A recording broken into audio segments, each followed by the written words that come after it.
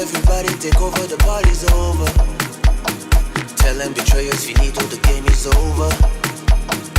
I feel the force over me like I'm Bando's over. Tell them return of the one only Master Yoda.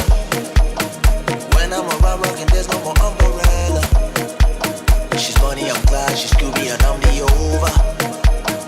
Haters, I'm ready to turn them in hard believers.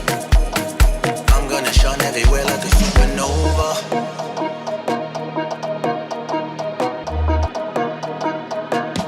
Now tell me, what do you want from me? Yeah, I'm gonna shine everywhere like a supernova.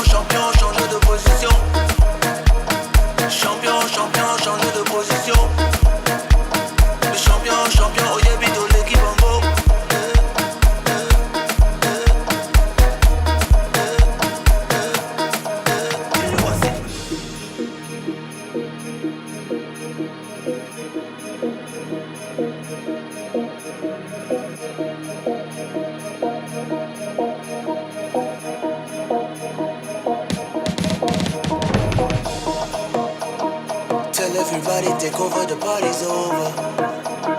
Tell them betrayers finito, the game is over.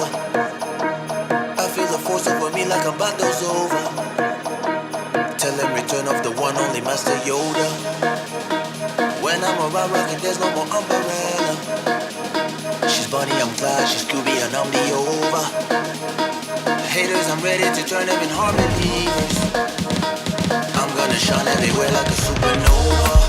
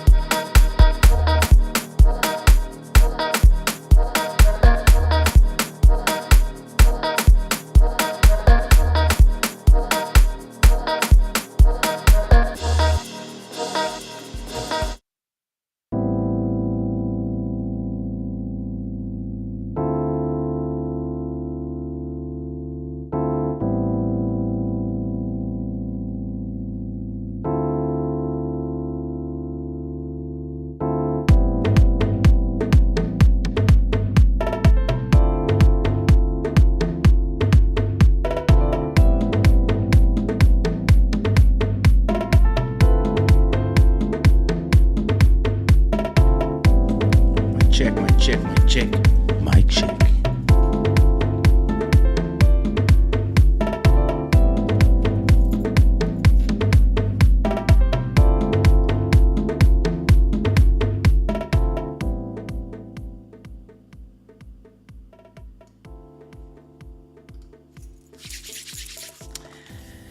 Hey, salut, comment vas-tu? What it do, what is up? Welcome to Club Shada, my club, your club, our family, our gang, the Shada gang.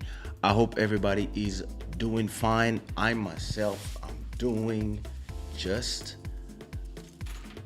I love this sweatshirt.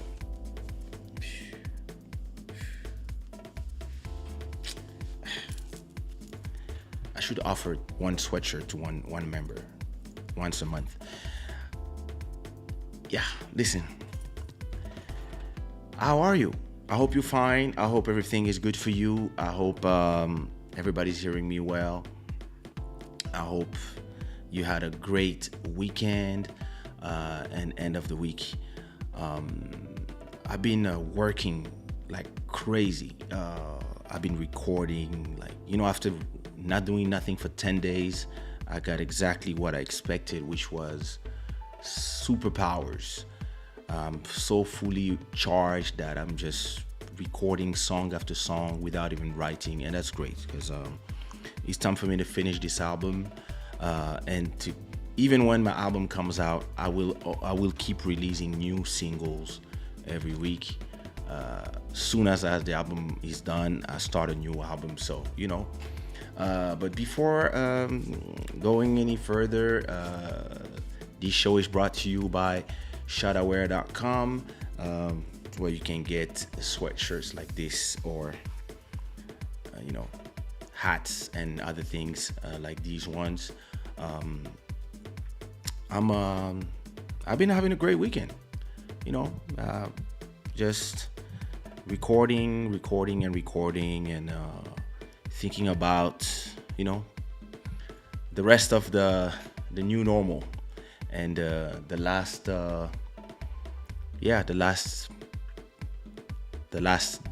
month of this crazy year that we have all went through, and all the dramas that it's like daily drama. It's like every day there's something that happened.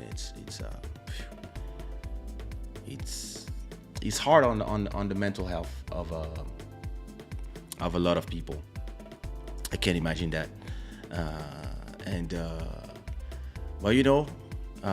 We have each other, and this is the great thing here is, as I always say, it's a moment that is so different, but it's also a moment where we can reflect and create connections, meet people, be in our little club, and see what kind of synergies we can all do together for those who are doing stuff that are compatible.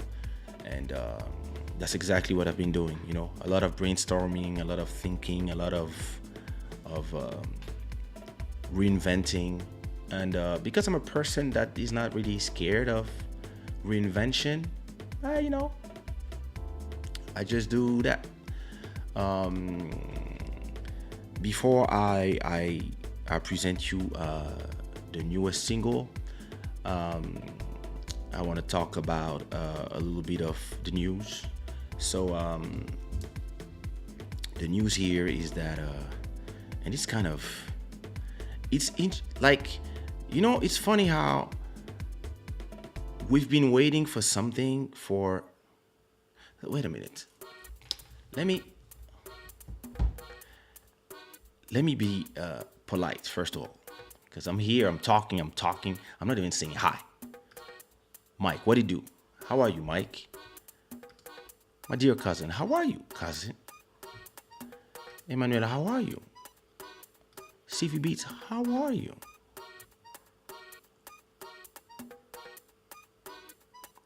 Nightbot, how are you? Julie, how are you? Matt Music, how are you? Tatiana, how are you?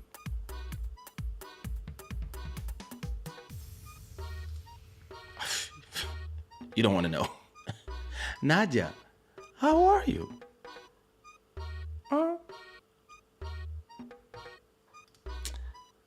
Yeah. Rosa Sweet Lips, how are you? Thanks, Nadia. Tell him HMB, how are you?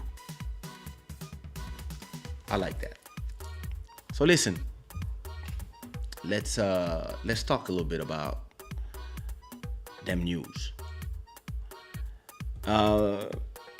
So what the significant news for me this week was the fact that I hope they're fine, brother. I hope they are fine, and I hope you fine. And speaking about that, the UK is starting. Is about to they want to work. They want to go fast, and they want to be activating the mass vaccinations in the UK to with the Pfizer vaccine. And I think it's one of the first countries. I think it's 4 countries. I think Morocco is using is about to start mass vaccination with the Chinese vaccine from I forgot the name of the company. The Germans are also about to start mass vaccination with the BioNTech vaccine. And then it asks the question, because the thing is this: when the pandemic started and everybody was running everywhere, scared and getting sick, and people were dying, everybody was hoping for the solution. Everybody was like, oh my God, they have to find a vaccine. And everybody was putting money to find a vaccine, etc., etc.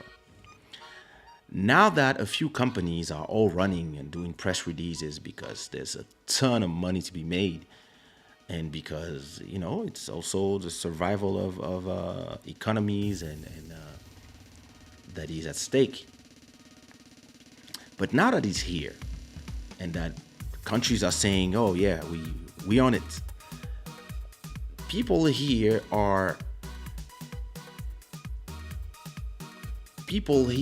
are now saying, "Oh, I'm not sure. I don't know if I want to get vaccinated." And the skepticism is crazy because, in a way, everybody was hoping of this moment when we would get a vaccine. And I remember when people were saying, "Yo, it will take 2 years, 3 years, 4 years. Normally, to get a good vaccine, it takes 10 years." Everybody was like, "No, it's not possible. They have to do something. Do something." And billions of dollars have been put in research. Companies everywhere, everybody has been running to find a solution for this. And now that people are starting to say, yeah, we might have something, we are at the end of our test and everybody's here, all I see is skepticism. The same people who were like, we want to get out, I want to just party. I want to party. I want to, all these people, I don't see them anymore. Everybody's now, saying, I don't know. It's, how come they find it so early? How come this? How come that? Oh, they're going to change our DNA. Oh, we're going to turn into 5G antennas. Oh, they're going to put nano things in our... Oh, it's going to change. So it feels like... And it's normal to question. It's normal. Like, it is true that to really know if the real side effects of a vaccine, you need 10 years. And that's why these things take years and years and years of testing to create. But at the same time, we are in an exceptional moment. And yeah, I see people saying, see, HIV vaccine, they never found it, and Corona, 1 year, and like, I understand at the same time the skepticism, but at the same time, I'm a little tired of people never being happy of nothing and always wanting to question everything. Questioning is fine, but refusing everything and refusing all the solutions is problematic, because the same people who are refusing the solution are the same people who are saying that they are tired of staying home, or they are tired of not being able to work, or they're tired of investing in a bar or club or something and it not being able to open. I think people should kind of start, first of all, choosing what side they want to be, and secondly, people might want to start being a little more pragmatic and less emotional, and less, maybe stop reading all the stuff that you receive on WhatsApp from people who claim they are something, and like, you don't even search. Anybody says, oh, I'm a doctor of whatever, and I did this and I did that, whatever, and my name is whatever. We don't even look on Google if it's true, if these people are really what they claim they are. And we just take whatever they say in a video of 5 minutes, and then we send it to our friends and families. And then the complotism and all the theories are rampant everywhere. And the governments who, yeah, I mean, some of them didn't do the greatest job, but the governments are and the media are now facing a real defiance where people don't believe nothing anymore. And people, I have some friends, that people that I know, that I respect, or they here telling me, all this is a plot, everything has been made by man, etc. All this is to reduce the world population, or to do this or to do that. And I'm like, can we, like, at a point, stop always putting the Illuminatis everywhere? And it's normal to have different, to understand that there's possibilities, everything is possible, but it is not always the dark reason. It can just be nature, who's just, us putting our nose where we should not, and we sniff something bad and we get infected. It is not something that is new, it's not something that never happened. But in this world of information, everybody is just going crazy. And it's interesting how now that the French government has said, okay, we're going to wait a bit. We're going to see what happens with the English. We're going to see what happened with the Germans. And it's not going to be mandatory. But yeah, we want to wait. We want to see more tests. We want to be careful. And now everybody's like, what are you waiting for? You make up your mind, people. And I mean, I'm not saying that. First of all, it's not possible, to get vaccinated in a second. It's gonna take a while before the general public, us, can be vaccinated. Because the first people who are going to be vaccinated are the people who are on the front line, the people who are doctors, nurses, police, probably, army, maybe the people who are governing the different countries, the people who are the elders, everybody that is deemed more fragile, and then it's us. Maybe first it's going to be the people who have been sensitive to it. I know we have immunity, but I don't know how long I'm immune. But yeah, listen, if I have until March or April, okay, around April, hopefully we'll have some some information and some, some results of more tests and of the different vaccines, and maybe you will have to take one or two or three different ones, and maybe it's a first phase, and then there will be something a little more permanent. We don't know.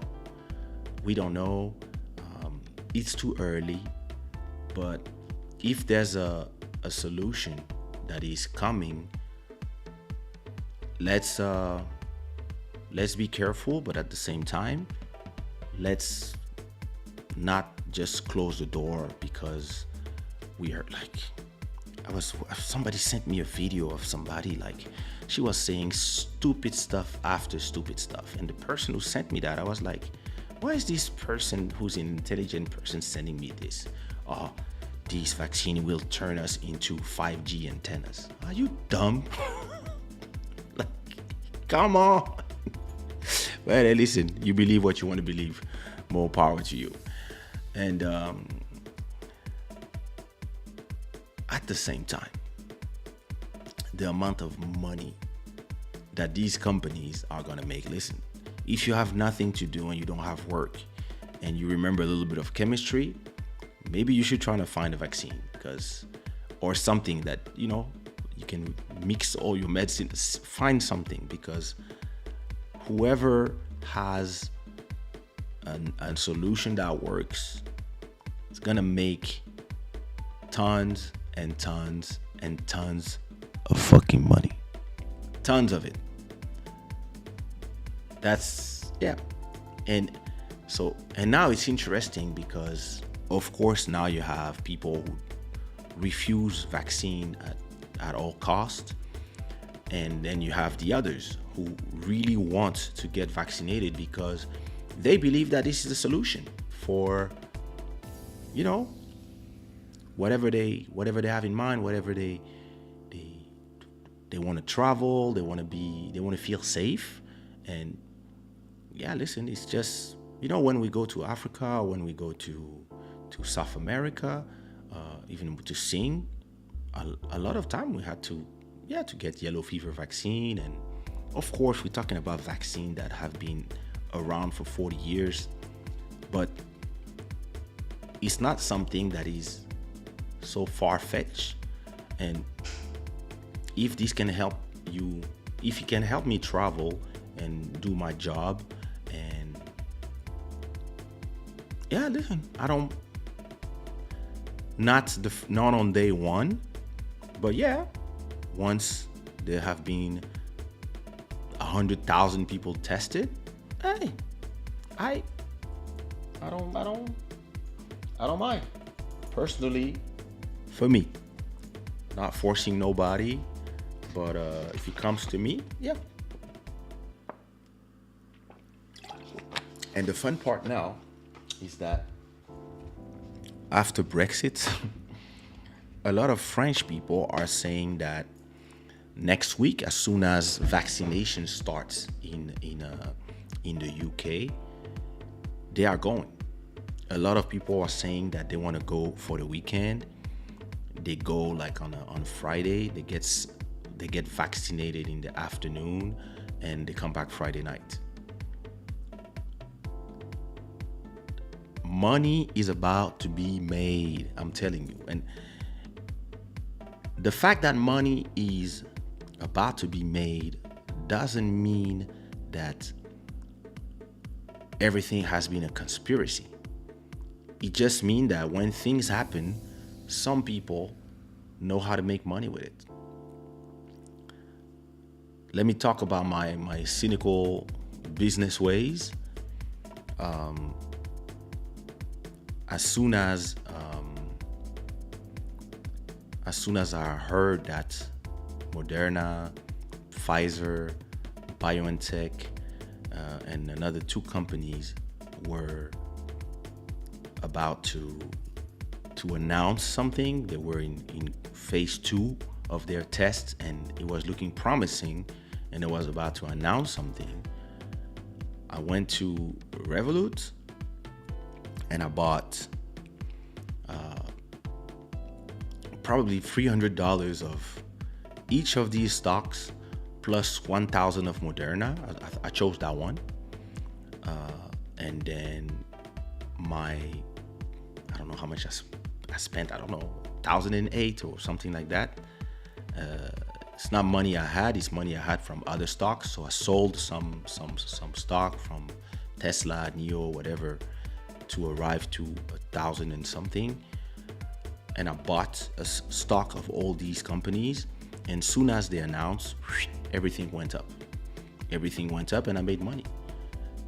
So it doesn't mean that it's a conspiracy, just that, yeah, listen, crises create opportunities. And some people are just ready for opportunities. And I remember when the whole quarantine started, the companies that really lost a lot of value in terms of stock options were companies from cruise lines like Carnival, plane companies like JetBlue, Delta, American Airlines, Disney, because the park were closed. So because of all these reasons, the stock price went down. And in March, I invested a lot of money in a lot of these stocks because they were down. And then I was just like, okay, I'll just wait.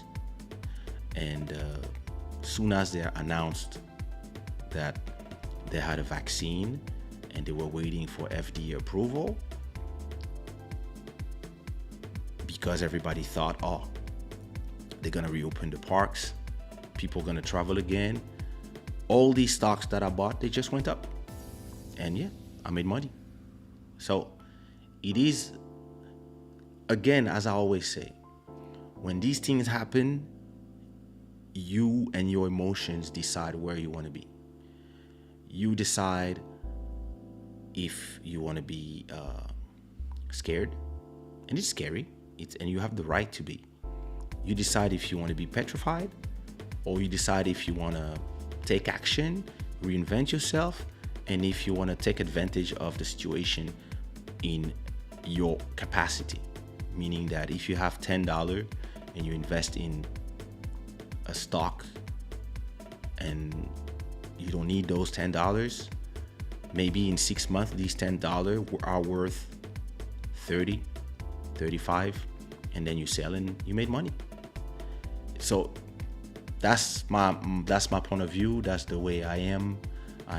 I'm not really a person that gets stuck and petrified when things happen. I tend to move and trying to find opportunities in everything, and at the same time, trying to stay safe. But I'm an artist, I'm a performer. My job is to perform and to go around the world to sing for people. And I did this one time in 2020. That's it. So I could just be there and be mortified that I cannot do what is my passion, or I can do other things like this and a bunch of other things. And that's what I decided to do. And I'm sure that even if you don't want to take a vaccine, to do some things, you won't have a choice. To enter some places, or maybe to get some jobs that require you to work at a hotel, for example, something like that, you might have to have a mandatory vaccine. Just like when I go perform in Guyana or in Congo, I must have my yellow fever. And if I don't have my vaccination book with yellow fever, and I can travel. And it is what it is. So, yeah, let me know what you think. Let me know what do you think about do you agree with the countries who are like, let's test, let's see who's a volunteer, and hey, if we don't test, we will not know, so let's go? Or do you think that all these people who are testing will become gremlins? Or are you more in I understand that it's a situation we have to be hurry, but I prefer that the position of the countries who wait a little bit. We'll see. We will see. We will see. But hey, what a time. What a time.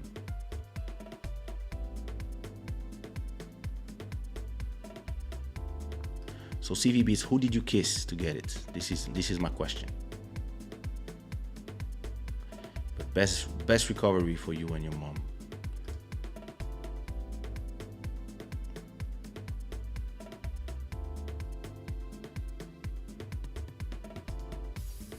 You do need to get that. Shadaware.com. Elise, how are you?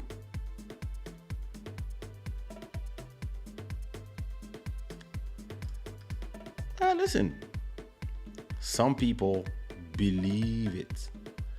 And hey, some presidents are putting it into existence. So who knows? What up, Jose? MK, what up? Nice remix.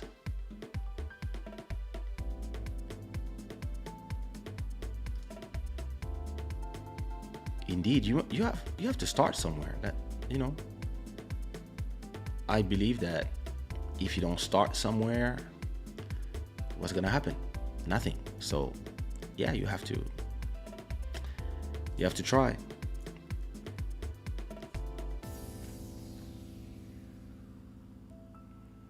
No vaccine for me. I don't want to take any risk, and I think quarantine free is coming in February. They just want us to spend our money for Christmas holiday here in France.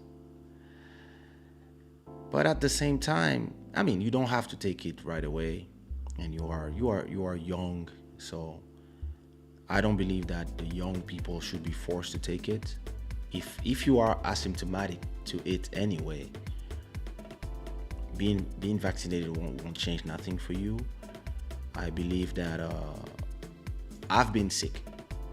I have been sick, so if it is proven to me that a vaccine can help me never get sick again, or if they tell me, oh no, don't worry, you've been sick once, you won't catch it again, whatever, your body is now ready, maybe you will just feel like a cold, whatever, maybe I don't even need to take one. But if taking one makes me never go there again, please, let's go, niggas. Hey Heather, how are you?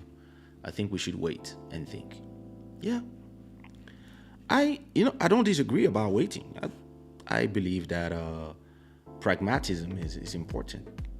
Don't rush to it, but at the same time, yeah, let the people who want to be tested be the guinea pigs.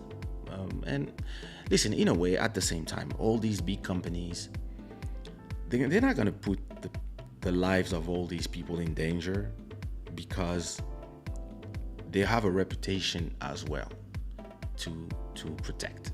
So it's let's just see. I'm in architecture studies. I just get my scientific baccalaureate this year and I tell it. Les cours à distance, c'est trop hard. Bro, I would not be able to. You feel me? So I got some updates about this Hungarian Eurodeputee who was caught in a gay orgy with 25 other naked men in the gay neighborhoods of Brussels, which is okay. I mean, hey, you do what you want to do. The only problem is it was in the middle of curfew and quarantine in Brussels, so that's, first of all, it's outlaw, and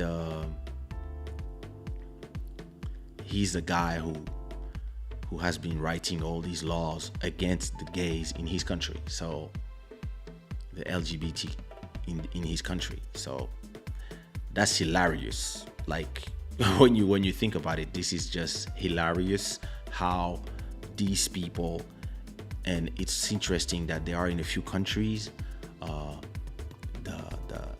In America, you have them. In Brazil, you have them.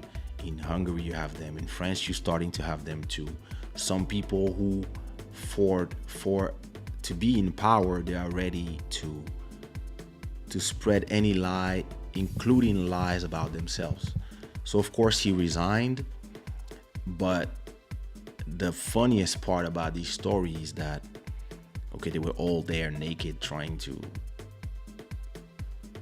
kebab themselves, and when police arrive and they start knocking at the door, here's Mr. Deputy. He tried to run by the roof or by the window. He tried to get out the window and go by a gutter, and then yeah, he was caught like this with ecstasy on him.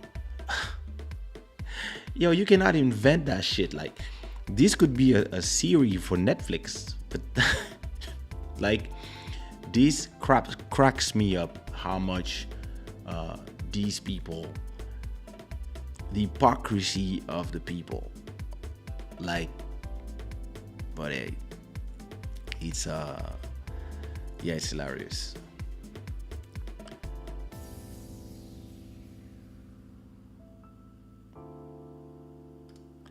I didn't kiss anyone, and I gotta stay away from my mom for 14 days. I gotta hope I was negative. My mom is scared. Yeah, she should be. It's listen, it's kind of a lottery.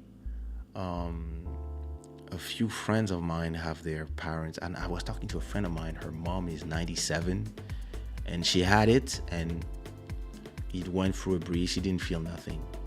It really depends from a person to another. Like, look at me. I got sick, and I'm never sick. I'm like healthy. I eat healthy. I trained a lot, and it really depends from one person to another. So all I can tell you and her and the rest of your family is, first, be careful. Keep your head up in the faith. Take 1,000 milligrams of vitamin C every day in the morning. Take 30 milligrams of zinc. Take Artemisia woodworm in pills if you can. And I guess that's it. In the beginning, hydroxychloroquine and azithromycin in the beginning, in the first days, I think the first week, because this comes in two phases. You have the first week when you can have fever, depending on, some people don't have fever, some people just lose the taste. But if you take that in the beginning, it helps your system get immune. It helps your immunity. So for people who had malaria or yellow fever, it's more or less the same thing. Those diseases are of the same. Those are the coronaviruses. So me who had malaria, I had COVID. It feels more or less the same. And this is at that moment where these remedies can help. And in Africa, that's really what they do. And then after that, hey, a lot of resting, a lot of water, lot of water. And don't, in the next 14 days, don't try to break the rules because you really want to see the person, or you really want to get out. Like, protect yourself and protect others.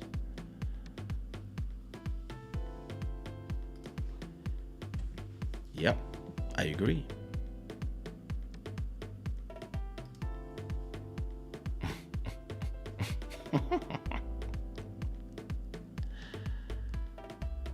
I have to think about it if I take or don't take the vaccine. You have time. I believe you have time. Under 45, most people are cool. Some people not, but under 50, 55, most people is, yeah.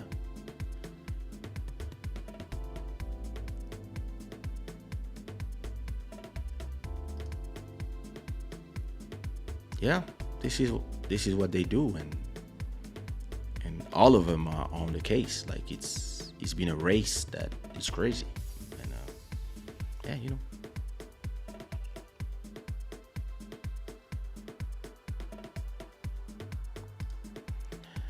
Aminata, hello.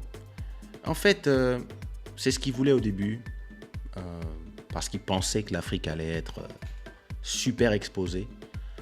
Et finalement, les Africains ont été beaucoup plus organisés que les Européens et beaucoup moins touchés parce que les gens sont beaucoup plus jeunes et parce que les, les gens sont tellement habitués à voir la malaria, la typhoïde et tous ces virus ils ont un ADN beaucoup plus fort. Et en plus, en Afrique, quand j'étais à Kinshasa, c'est très bien organisé en fait. Tu ne rentres nulle part sans passer sous la vapeur de Javel et sans le gel hydroalcoolique dans tes mains et sans masque. Tu ne rentres nulle part. Donc, et finalement, les seuls gens qui vraiment ont été touchés en Afrique, enfin pas les seuls, mais la plupart des gens qui ont été touchés, qui ont été mal, c'est des gens qui venaient d'Europe en fait. C'était plus des gens qui étaient plus aisés, etc. Donc, au début, oui, les gens ont eu, ce docteur a eu ce malencontreux truc parce que voilà, c'est les mauvaises habitudes. Mais je pense qu'aujourd'hui, non, ça c'était vraiment en mars, tout ça. Ces polémiques, c'était des polémiques de mars. Aujourd'hui, les gens veulent pas les tester en Afrique. Hein. Ils veulent que ça s'arrête chez eux-mêmes parce que de façon très intéressante, d'un pied de nez de la vie, les Africains, en fait, c'est le continent, si on regarde un peu la carte,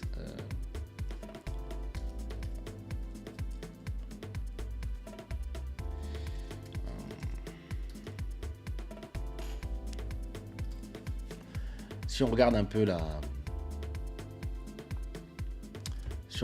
la carte du monde, there you go. Si on regarde un peu la carte du monde, on verra que donc dans le monde il y a eu 1 million 5 morts. Let me continue in English for everybody else.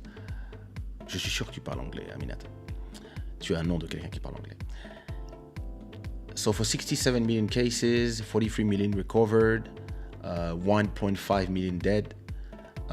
If you take United States, you have almost 300,000 dead and 14 million cases. India, number 2. Brazil, look at that, look at those numbers. 177 dead for 6 million cases. The Russians have 2 million cases. France have 2 million cases. And if you look for Africa, let me see Africa in general. I don't know if I can look for Africa worldwide. Africa, I don't know if it's Africa or it has to be in terms of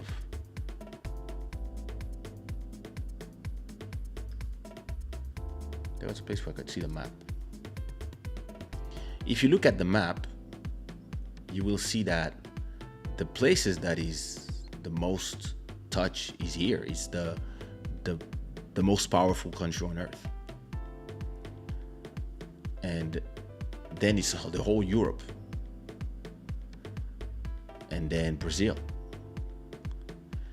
Africa, nothing.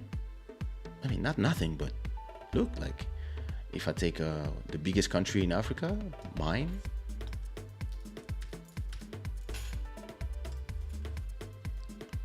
$300 dead, 13,000 cases. If I compare these to France,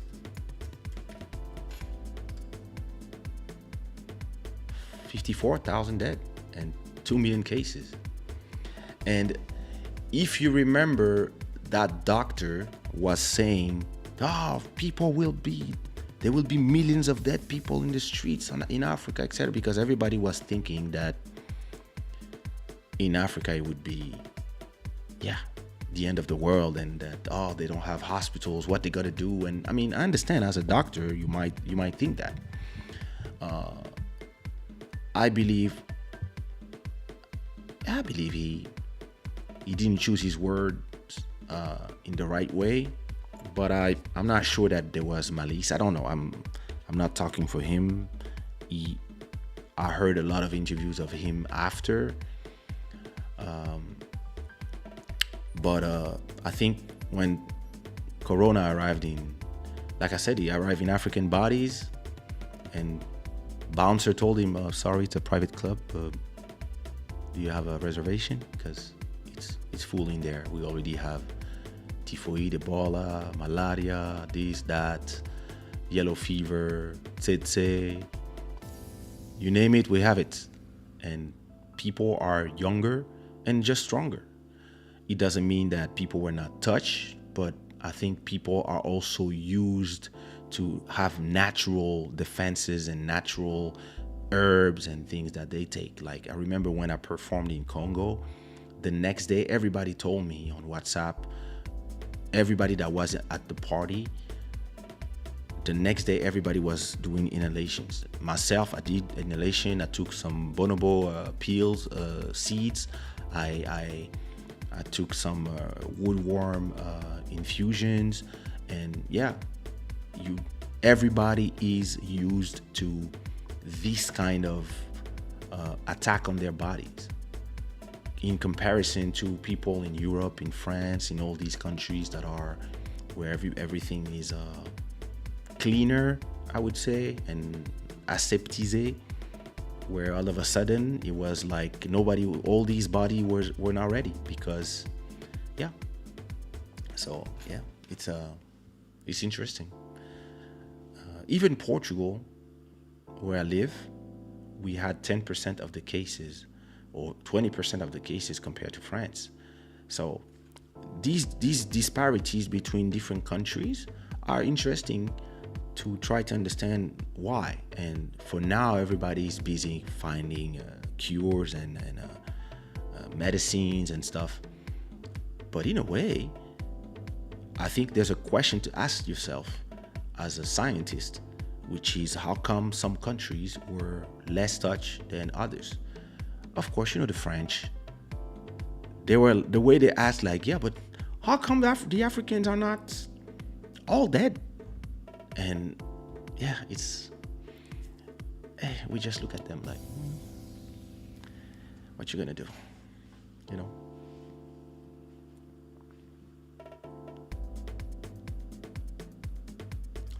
Avec plaisir. Hey, Nicoletta. Comment il est? Even China cured that virus. The French people are not organized. It's listen, it was a virus that, like I said before, it's a virus that revealed a lot of who's a true leader and who's not. And it's I think at a point in some countries there's a real contradiction between people wanting to find solutions and at the same time people who are adamant about their liberty, about their privacy, and at the same time the same people who are fighting for the rights of privacy, and they don't want to be tracked, and they don't want all the tools that the Chinese used to track everybody and to track who was sick or not, and be able to effectively compartmentalize and put the people who were sick away for 15 days from the rest of the people that were healthy, and be able to lock whole regions and cities. They could do this because, as they say in French, is because it's an authoritarian countries, as they like to point them. But at the same time, the same people who are yelling about their privacy and about their right to not be tracked, etc., they happily give their locations in every post they do on Instagram, every post they do on Facebook, they give all the information of the world to their phone, to Instagram, to WhatsApp, to all the tools that they use to Waze, they give to Google. Using Waze, they use the exact location where they're driving. Like every minute, these companies know their locations. And at the same time, when it's the government who's trying to help them or tell them, hey, everybody should install this app, then everybody's like, oh, you're not gonna force us.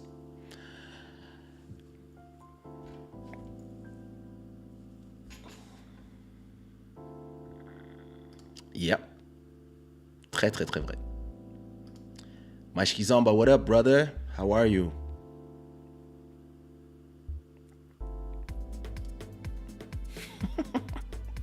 Nightbot.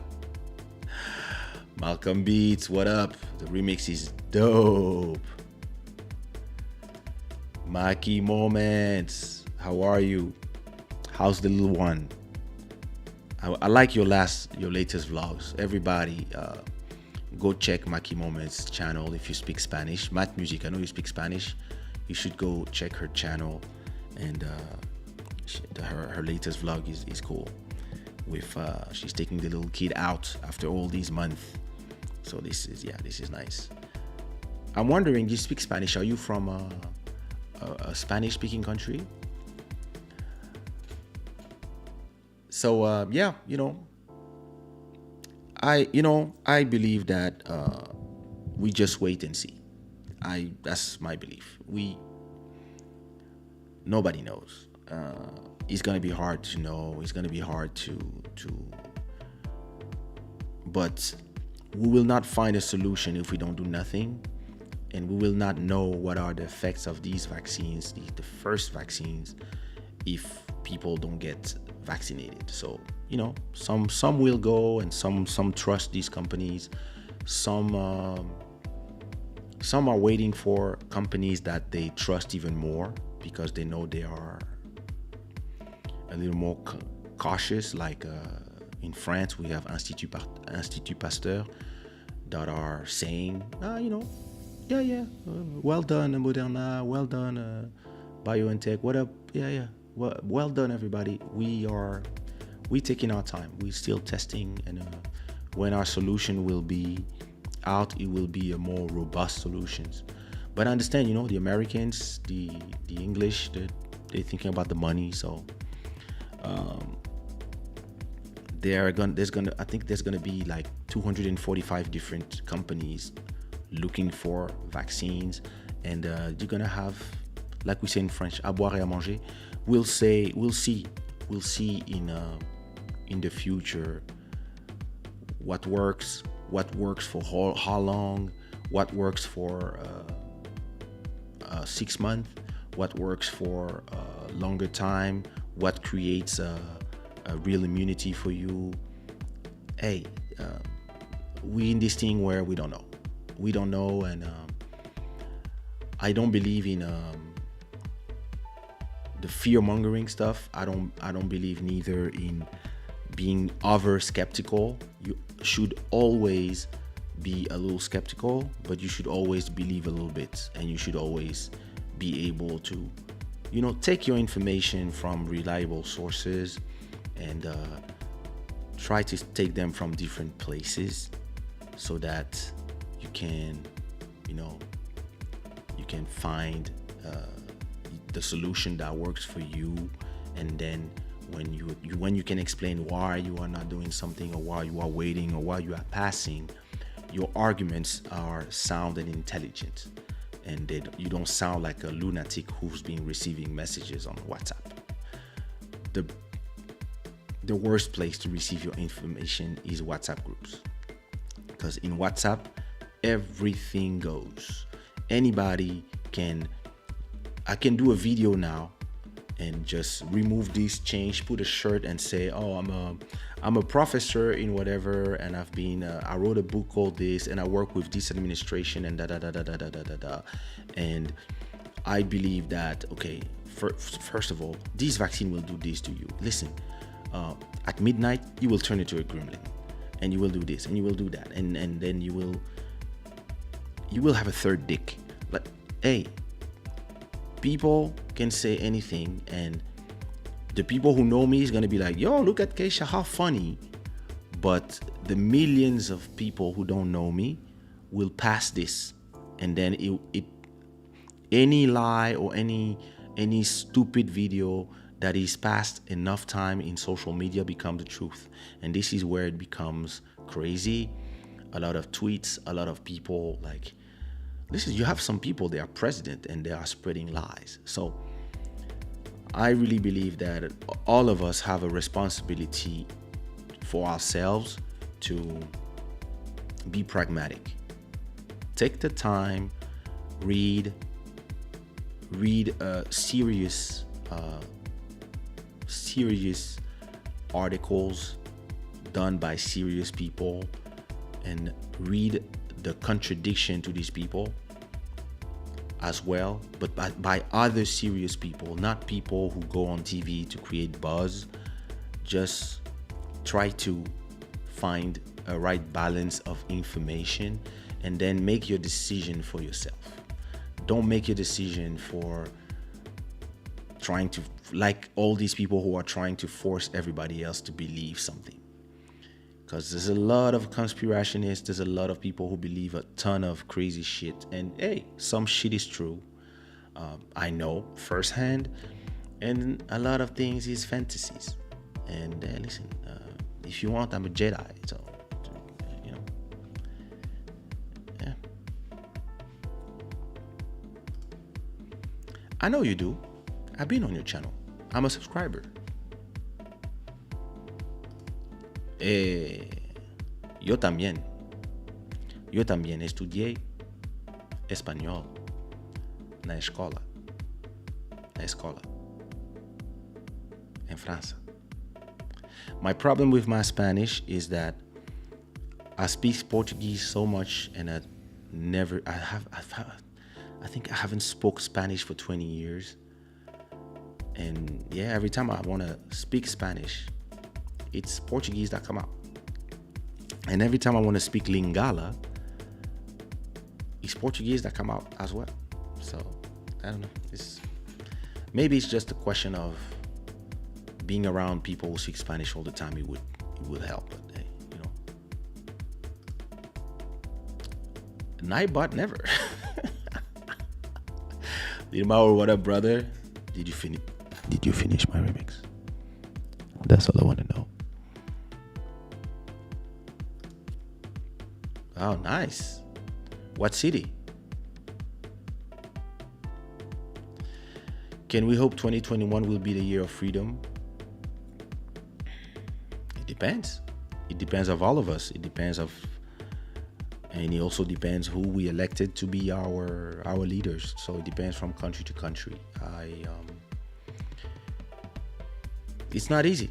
It's like science and decision will help, and I guess we'll see. All I know is I'm entering.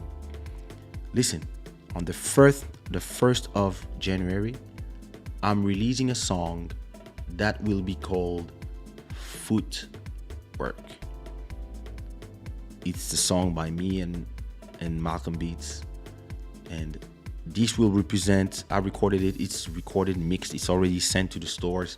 Listen, on January 1st, I'm gonna have that fire energy. That's all I know. I'm not entering 2021 with the energy of 2020. Hey, listen, we entered 2020 happy. Hey, new decade. I'm entering 2021 angry. But not angry in a bad way. I'm entering 2021 like, bah, in the ass. Like, this is how I'm entering 2021. Like, we lost a whole year. Like, we did a lot of things. I did 67 shows of Club Shadas. I did probably 300 new videos on my YouTube channel. I released probably 50 singles. Now in 2020, I released like 40 something singles. I'm finishing an album of 50 songs. I'm not gonna say, I can't say that I've been lazy in 2020. But at the same time, the 2020 took so much stuff from us. Like 2020 is a dreadful year, for real. And it's really this thing where all these things that happen, it's really taking a toll on mental health and on mental stamina, on will, like the willpower that you need to navigate this year is crazy. And a lot of us, yeah, listen, like after 2 3 months gone, no more willpower, no more energy, no more. I cannot say why. Inside of me, I know that I'm on a mission, and good year, bad year, I'm on my mission. So I'm focused on my mission. I got kids. I got my kids to feed. I got my family to help out, and I have people who listen to my music. I want to contribute to giving them a little smile from time to time with my music, and being able to give those emotions to people. So maybe all of this make me immune to the idea of giving up. But I know so many people have been giving up. And I believe that you have to find objectives, give yourself objectives of what you want to do, and understand that in this time right now of pandemic and a world that is very frustrating, because we are constrained in so many levels. But it doesn't mean that whatever you want to do, you cannot do it. It's just that the way you wanted to do it is not possible right now. And the bad idea would be to be like, okay, I'll wait. No, the best idea is, okay, if all these ways are blocked and all these ways are blocked, I go from here, or I go underground, or I go online, or there's always a way. And I think the problem of most people is that in 2020, they were just trying to recreate the old ways. They were like, oh, I want to do something, and this way, that's the only way I know how to do it. But I believe that there's so many ways to achieve your goal. If you take Club Shada, for example, I said it before, I'm gonna say it again. I used to perform twice a week for years and years and years and years. And now that my career has been long now, I was still performing, once a month or once every 2 months, and I was still having a lot of proposals. And from this to nothing, for an artist, it's hard. But for me, instead of like a lot of artists crying on my fate, I took a camera, a light, another light, my living room, and I turned it into a club of where I talk to you guys. And it's not a show, but it replaced for me the purpose of a show. The purpose of a show is to share your energy with other people and receive their energy as you give. And I get that as well with the Club Shada. I get that energy. I get, of course, I'm not paid like if I was doing a show, because you make money in 45 minutes when you do a show. But hey, listen, I get paid when people watch the replays. I get paid if you use the super chat function and do a donation. I get paid if you buy a t-shirt. I get paid if after the show you go listen to my music on Spotify. There's so many ways to indirectly generate your income that on the monetary front, I found a way to replace shows. And on the energy front, I also found a way to replace shows because instead of singing, I'm talking for hours.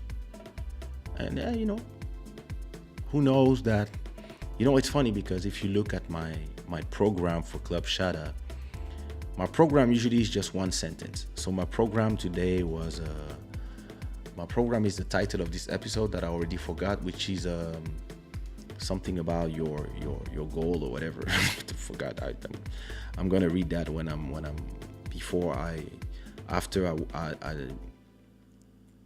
it's define your objectives, and that's all. That's what I put. Define your objectives, and then the rest is just improvisation. So it's a great exercise for me because singing, to tell you the truth, performing in front of crowds, in front of women yelling, in front of guys being happy, in front of kids, like I did it probably, I don't know, 1,000 times, more or less. And I'm not gonna say that it's boring, but in a way it's kind of boring. Like, not boring in a way that I don't appreciate it. I love it, but it's not challenging to me. It's not challenging to go somewhere and perform because I've been doing it since I was 15 years old and I'm 46. So being here, performing in front of crowds is something that I've did so much that now when I do a show, and especially when you've been singing the same song for 15 years, I've been singing On Dit Quoi for 17 years. I've been singing One Love for 14, 15 years. I've been singing Motema for 14 years. I've been singing like Love de Toi. Like, all these songs are old. And when I go somewhere to perform, they don't ask me to do new songs. Even if I have 200 new songs, they ask me to do the classics of legendary Kaysha. And I understand it's business. So when I perform, a lot of the time I'm on autopilot. A lot of the time I'm performing, I'm here dancing with a girl or something, or making somebody happy, and I'm happy to make people happy. But my head sometimes I'm thinking about, I don't know, stock options or whatever, or what am I gonna eat tomorrow morning. Sometimes I'm not even here because I have a muscle memory. I did it so much in my life that, and the dream of one day being in a club performing for people. And I remember when I was 17, I remember we were at a party with, I don't know, people from Zaire, and I probably was one of my ambassador uncles and my dad, government people, and all the kids. We were there, and I don't even remember why we start rapping or performing, but I remember that me and my sister, we went on a table and everybody was just clapping their hands and we were rapping. And everybody was like, yeah, but people were not taking us seriously. But for us, we were like, this is the dream. This is like one day, instead of having all the cousins and the people I grew up with, one day there will be thousands of people. Maybe 1,000 people. Maybe 5,000. And now, when I look back at that moment, when it was a dream, since then, I've performed for 10,000 people, maybe, I don't know, 50 times. I performed for 100,000 people, maybe 10 times. I performed for 5,000 people, I don't know, 100 times, 200 times. And I performed in clubs of 500 people, 1,000 people, 1,000 times. So it's not a dream anymore, it's a reality. And when it becomes a reality, you are just at a point this thing that was something that you were trying to attain far is just here, and then it becomes something that is behind you, and it's okay. It's okay.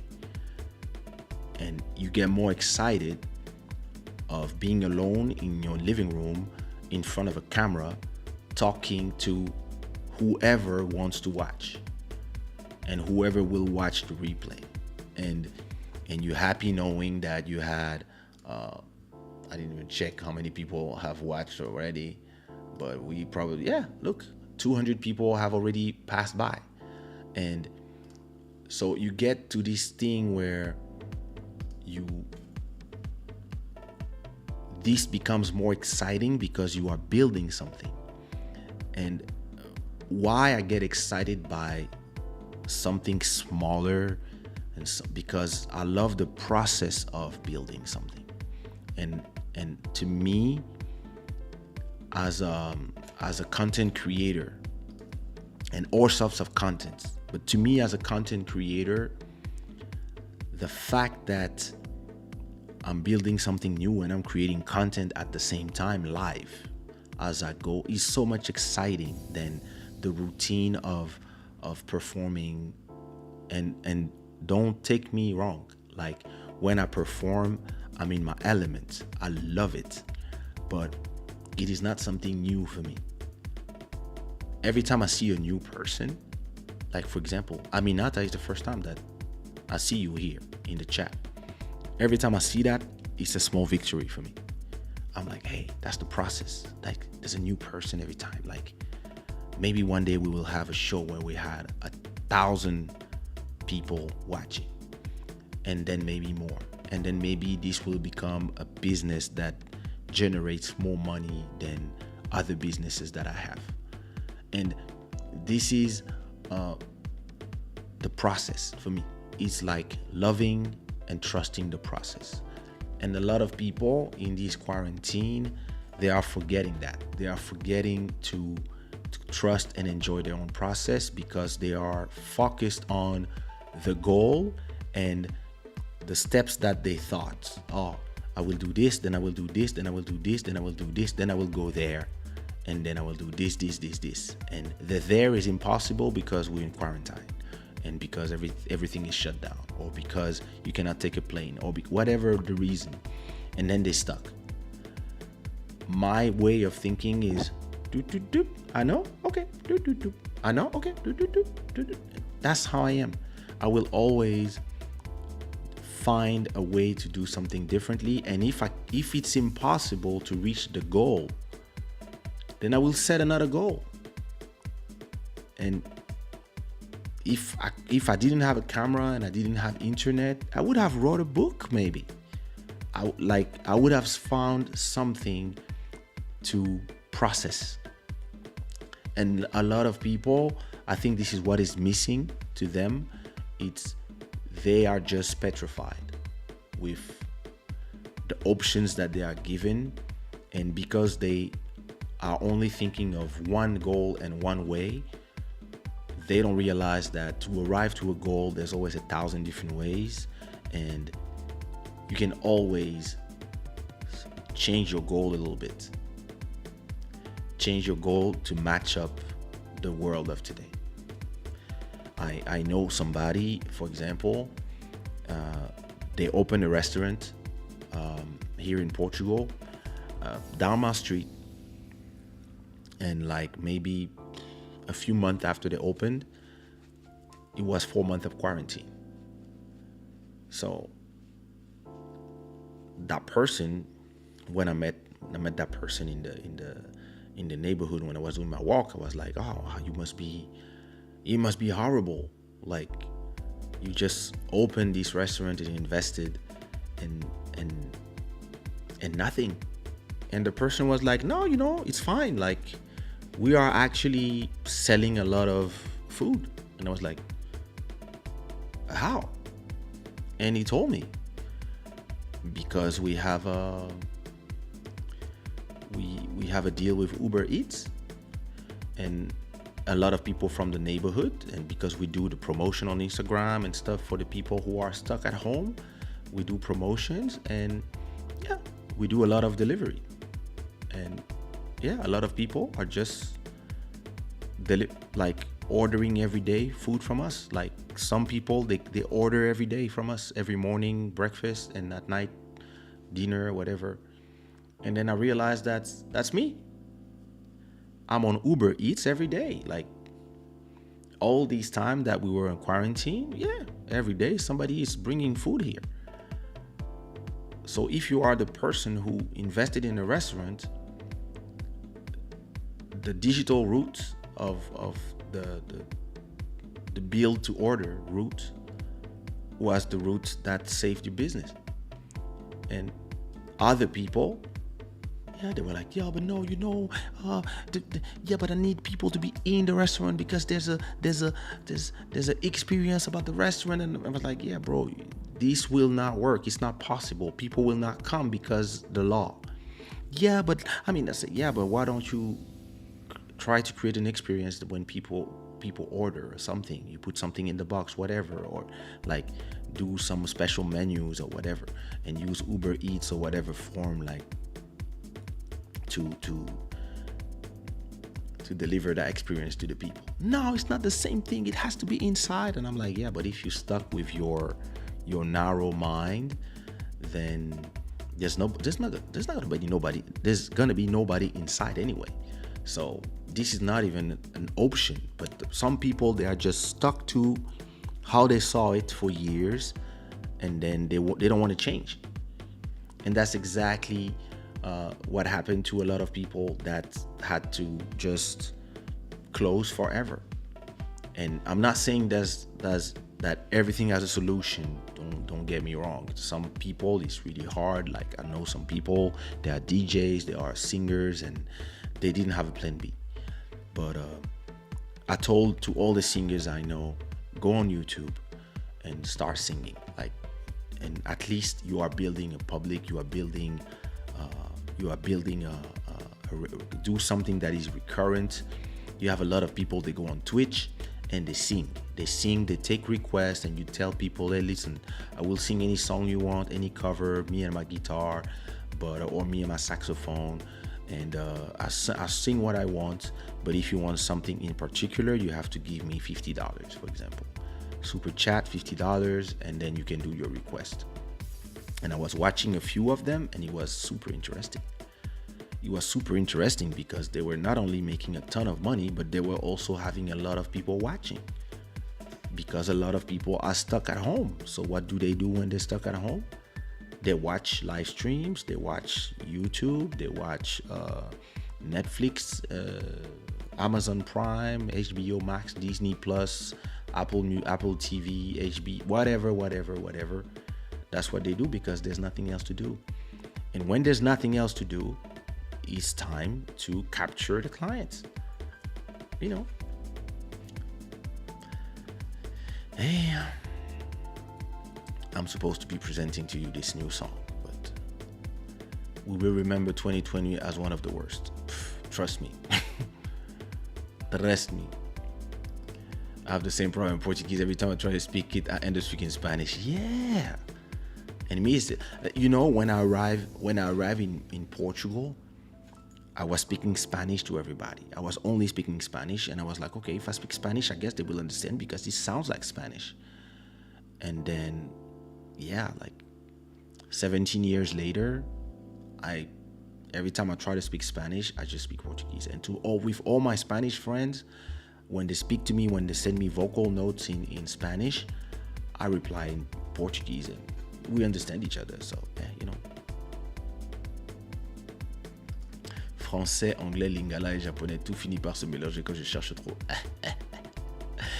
Et tu sais que le lingala, le japonais et l'espagnol et le portugais ont certains mots qui sont les mêmes. Par exemple, mesa, ça veut dire table dans toutes ces langues-là. Sapato, ça veut dire la même, ça veut dire chaussure dans toutes ces langues. Pareil. C'est intéressant, c'est les mouvements des peuples.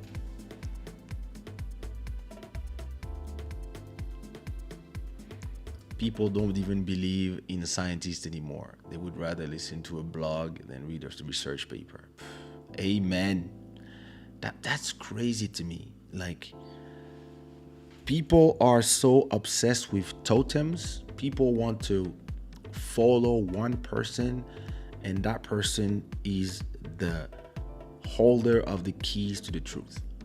And whatever that person says is what is true. And that's how people are now. And so there's a lot of little gods that are created by the internet. A lot of micro social celebrities, micro social gurus, and they have 10,000 followers, they have 100,000 followers, etc. And they have a power, and not everybody is using that power responsibly. And that's crazy. How I remember in France when we had the yellow vest movement that is actually trying to restart this year.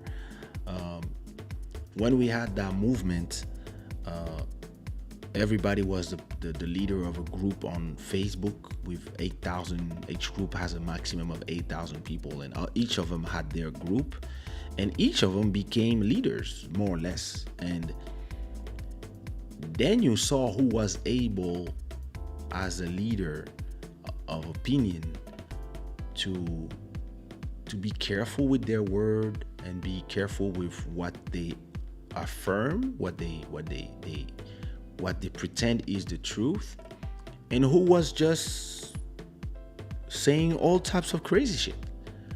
And the problem is not the fact that you say all type of crazy shit. The problem is you say all type of crazy shit to all type of people who believe that what you say can only be the truth. Because they follow you, because you are their leader, you have now a responsibility that you are carrying the opinions of 8,000 people who don't want to think for themselves.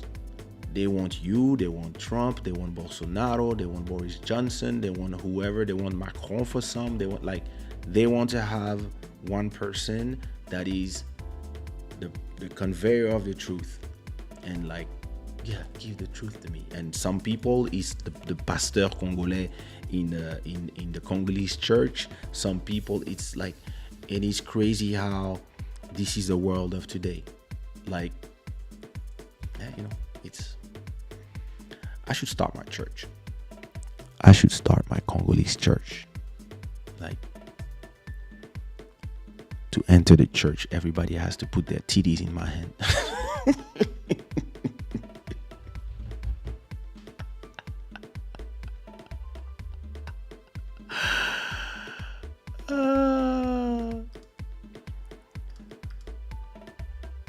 Exactly. Listen, I don't read nothing that I cannot trace the source and read the source myself.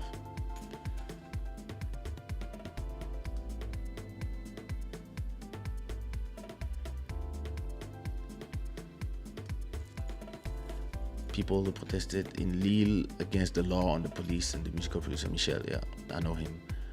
But they did it. There were more than 300. Yeah. COVID party. I was watching live. Saturday. Yeah. So yesterday, I was watching live on YouTube all the people who were in that march in Paris, and yeah. A ton of people had no mask, and a ton of people were saying nonsense. And they believe what they say. Like, they believe firmly the things they say, and sometimes you can hear them. One thing is contradicting another. One belief is contradicting another, and nobody is there to tell them. Well, and you look at the comments, because it's live. So you look at the comments, and there's like 8,000 people watching, and then you look at the comments, and the comments is like pure nonsense. Like, there was one lady saying, I don't even remember what she was saying, but it was almost comic. All the nonsense she was saying, but then on the comments, I was seeing people like saying, "You a hero, yeah, somebody give." I was like, okay.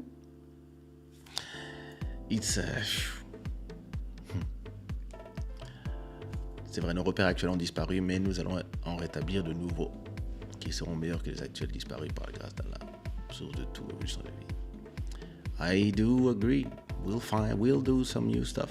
We'll adapt because that's what we do. That's what life is, adapting.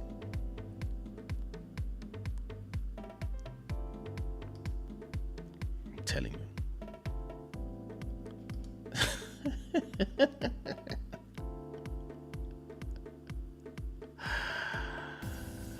J'aimerais ressentir la même passion. Ça me donne de l'espoir et je vais m'y atteler. Oui. Le secret, c'est la réinvention. Le secret, c'est oublier ce qu'on a appris et oublier le... Moi, comment je vois le long terme? Let me switch in English. You speak English. Here's how I envision short term, medium term, and long term. On the long term, there's a goal, or 2 or 3. And on the midterm, I put some milestones on my way to where I want to go. And during the way, if your goal is a long goal, if you think long term and you think in 5 years I want to be there, the road might change, the weather might change.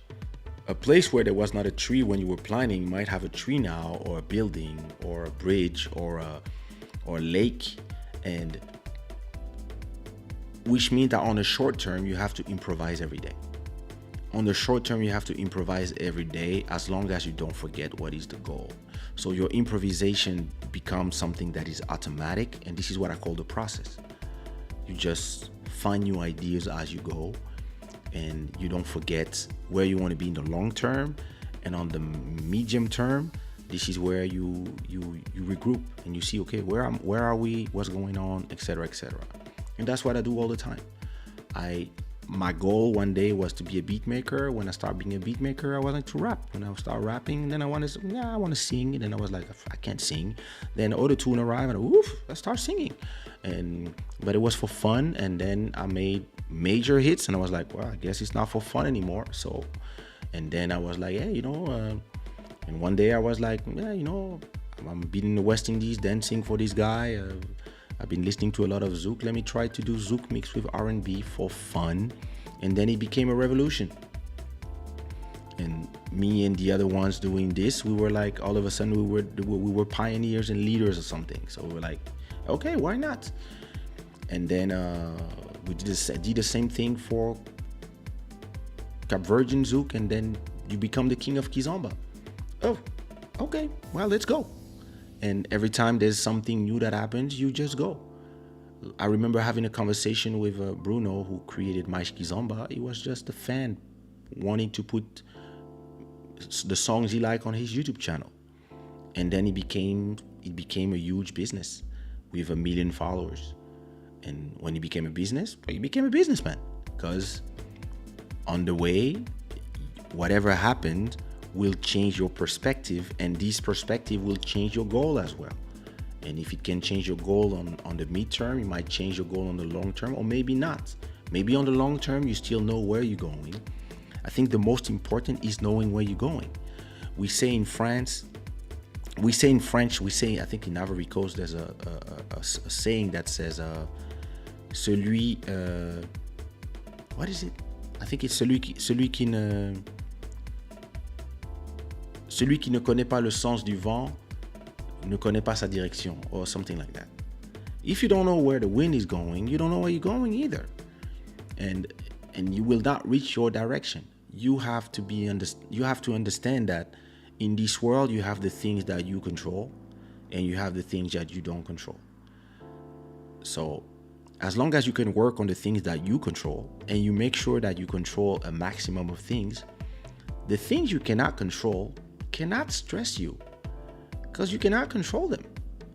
You cannot control a virus. You can control the people who spread it. You can decide to be far from them, or you can decide to be partying. In 2020, I went to 4 parties, and in all of them, I was not feeling comfortable. all of them, I was not feeling well. I was like, and I was seeing that a lot of people were careful, but most people were not careful. And I was like, and that's why I don't go out. Like me, I walk in my neighborhood, I see my same six people for the last year, and I'm all right. I got you guys on the virtual, and everybody else we talk on WhatsApp, and it's okay for me. And other people is different. And I know what is my goal. My goal is to build a catalog of content, music, video, and more. Movies, series, documentaries. These are my goals. And yeah, listen, as we are talking, we are creating content together.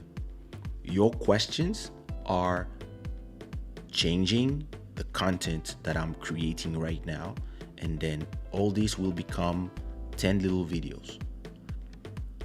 10 little videos that I will use and put them to give value to people. In exchange, people will watch the video, advertising, everybody is happy. So I'm creating my content. This is still my goal.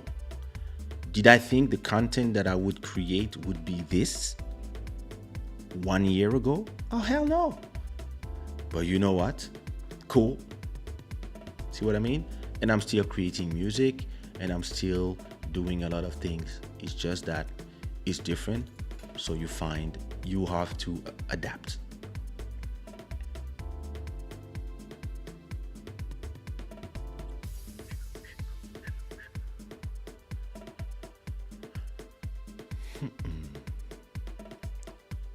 J'avoue que je fais partie de ces gens qui ne voient qu'une seule route et ça ne marche pas. On a l'impression que nous avons toute notre vie, mais je travaille pour changer et être plus cool. Il faut être souple. Rater notre vie, I get it. Il faut être comme le roseau. Le roseau, le vent ne le brise jamais. Et il faut être capable effectivement de souplesse. Les gens qui sont trop rigides, dans des moments comme aujourd'hui, ils sont perdus. Parce qu'ils voulaient passer par une route, et cette route est inondée. Et ils restent devant la route comme ça. Soit ils sont fâchés, soit ils sont perdus, soit ils sont perplexes, soit etc. etc. Et il faut passer à la phase suivante qui est, bon, est-ce que je veux vraiment aller tout droit? Ok, c'est inondé. Est-ce que je sais nager? Si je sais nager, je nage. Je sais pas nager, est-ce que j'ai un bateau? J'ai pas de bateau? Merde. Est-ce que j'ai une corde? Est-ce que je peux construire un pont? Non, je peux pas. Ok. Et on regarde à droite, on regarde à gauche. Est-ce qu'il y a d'autres solutions? Est-ce que si je fais un détour et que j'arrive 3 jours plus tard, est-ce que je serai en retard? Non, parce que j'ai 10 jours devant moi. Alright, let's go. Trust the process. Mr. The Shada is the man. And you can ask which song is playing by typing song. Just like that.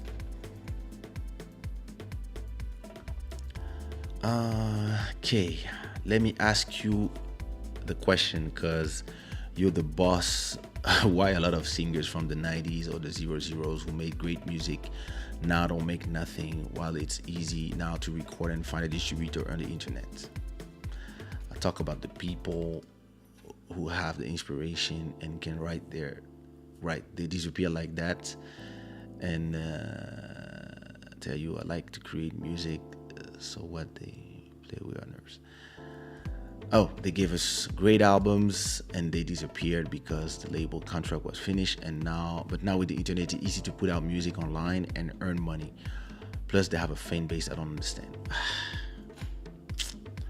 That's the $500 question. The thing is this goes to what I've been saying the whole time. A lot of people, when the record company disappeared and were replaced by the internet, the CDs disappeared and were replaced by the streams, a lot of people were used to doing a lazy 12 songs in an album, trying to do some nice work, do 12 songs, and then tour for 3 years, and then do that. And on the internet, you cannot do that. On the internet, you have to release content all the time because people are of a short attention span. You can bitch about it, you can be not happy about it, but everybody's fighting for attention. So all these people, because they were not able to understand that, they were not ready, and they don't own their content, in the contrary to me. So they don't realize the revenue, the passive income you can generate from your music when you own it. And they also were used to have somebody holding their hand in their career.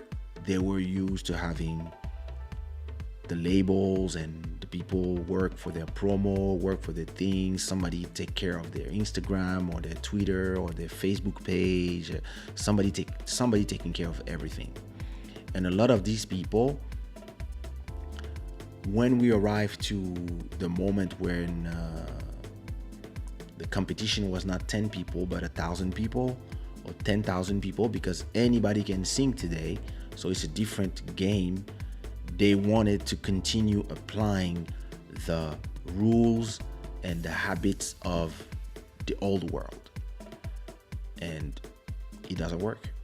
So they make a song, they put all the money in a video, and they realize that they don't make the money back because they put too much money. And they realize that to generate 3,000 euros, you need to do 1 million streams. And they realize that the song that they just released has made 30,000 streams. And they just get 10 euros, and they don't understand. They're like, I don't understand, it's a hit. No, it's not the old world, it's the new world.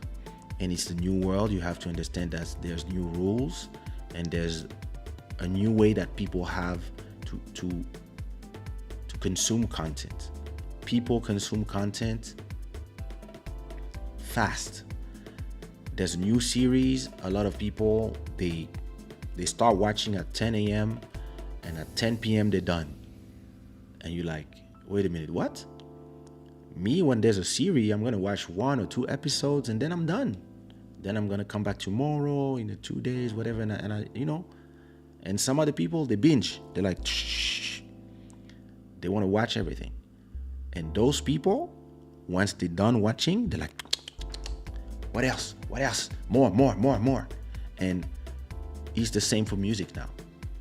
And you can be stuck in your old ways and being like, nah, music has to be this, it's art, it has to be like this, and and I'm a Zouk artist and I only do Zouk, or I only do R&B, or I only do hip hop, I only do rock or whatever, and this, and I cannot put too much music out, because if I put too much music out, then people are gonna be tired of the music, and and it's gonna dilute my talent, and my songs are works of art. Okay. Or you can be, okay, it's a new world. Back in the days, people had to come out their house to get the CDs, and once they got the CDs, you could only sell 2,000 to 10,000 CDs, because to distribute outside of your country would cost a lot of money. And today, everybody has a phone, and every phone has all the music of the world. If I pay $10 per month to Spotify, so I virtually have a clientele of 2 billion people, or Spotify has 200 million people. So let's say I have a virtual potential clientele of 200 million people. And these 200 million people, they listen to everything. So, okay, let me do Kizomba sometimes, Zouk sometimes, Kompa sometimes, Guyad sometimes, Mazurka sometimes, Rumba, Congolese Rumba sometimes, Reggaeton sometimes, Dombolo sometimes, Afrobeat sometimes. Let me just propose music. And then you realize that you are actually way more free than back in the days.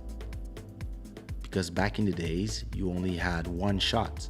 If your album come out and it doesn't work, we're not letting you do another album because we didn't make our money back.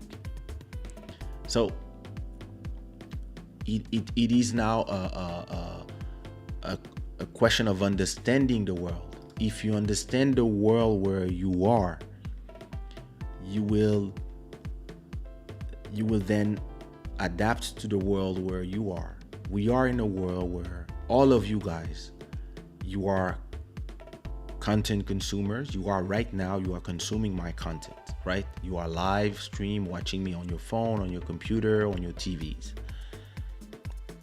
But at the same time, all of you are as well competitors, because you are also content creators. All of you post photos on Instagram or on Twitter, you tweet and you have people following you who are interested in you. So everybody now is a micro star. Everybody has 1, 10, 100, 500, 1,000, 10,000, 100,000, a million, 10 million followers. Everybody has an amount of followers that they like, they comment on what you post, so you post more. So this time that you are posting and you are taking care of the content that you are creating for your people, your client, your customers, your clientele, it's time that you are now with me. Or you're not listening to my music maybe, or you are not watching my video, or you are not watching my tweets, or you are not on my Instagram. So this is a new world where the same people who are watching your post, they post themselves. The same people who are listening to your songs are singers themselves, or beat makers themselves, or creators themselves. Some people, look, Maki Moment, she's a vlogger. She has a YouTube channel as well. I watch her stuff. She watched my stuff.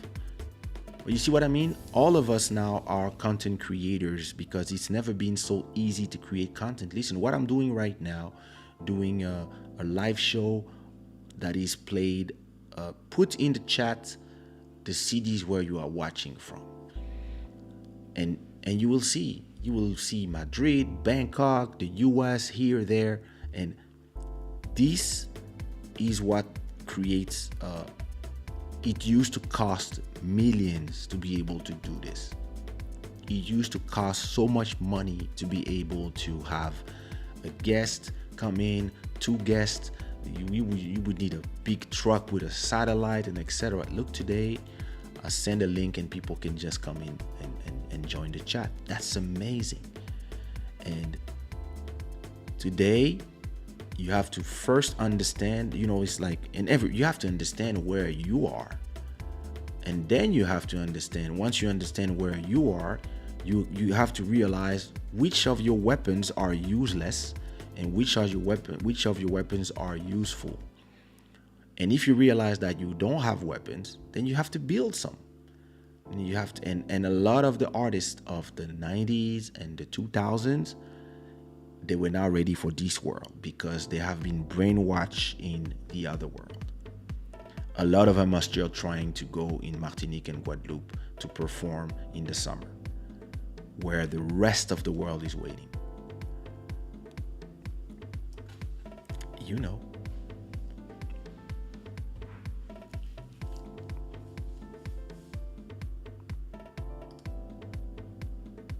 My pleasure.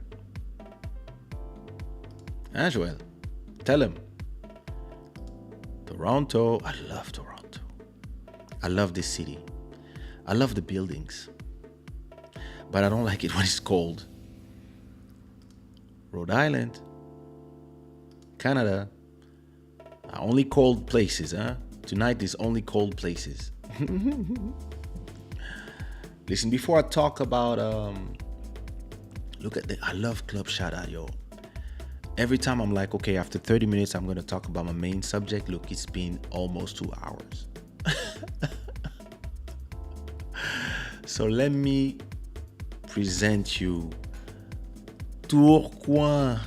Oh my God, that's not sexy at all.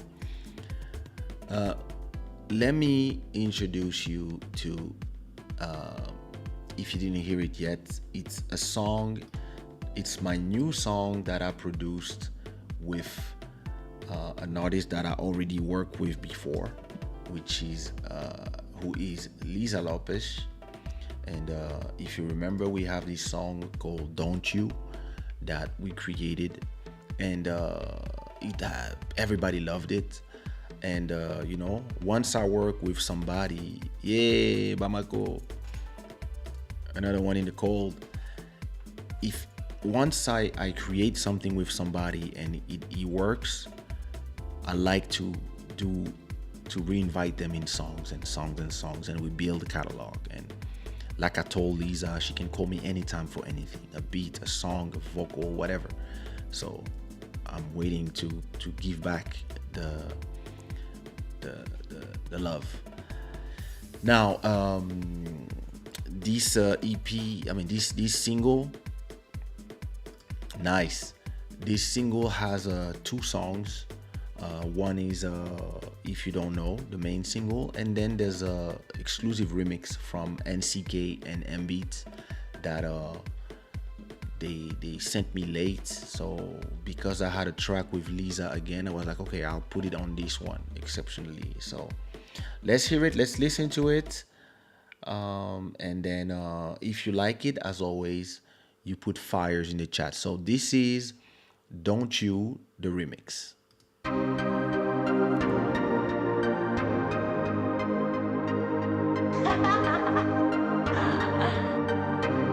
Golden music game, boy.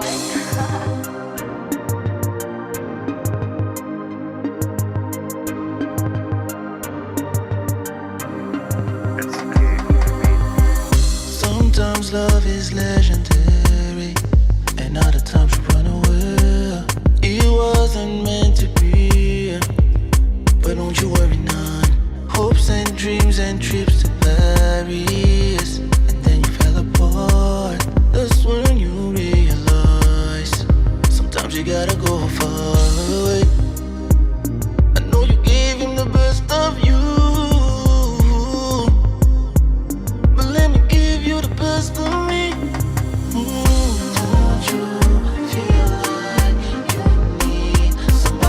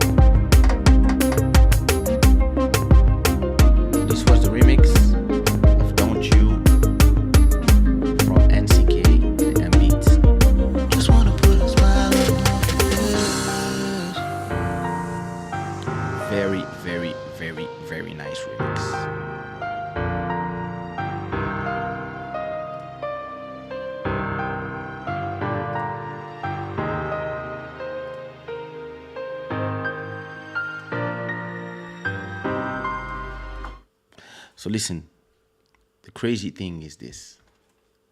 You have no idea of the amount of remixes that are coming next week. Next week, we are doing a whole full listening session of the 15 remixes from Fake Friends. This is going to be crazy. So don't miss it next Sunday, and Wednesday we'll see what we do.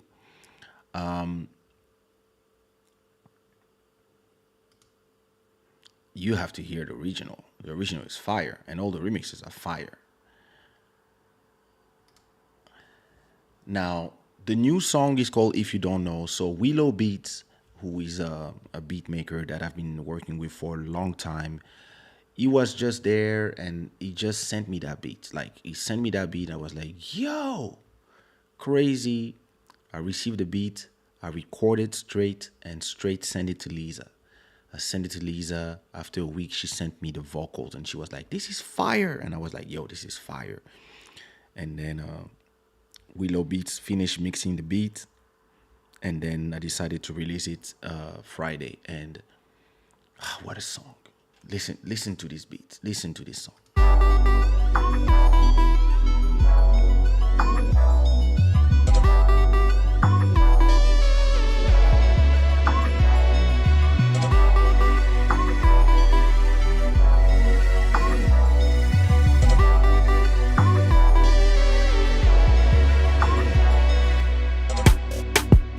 Somebody call the popo, tell them I did ammo.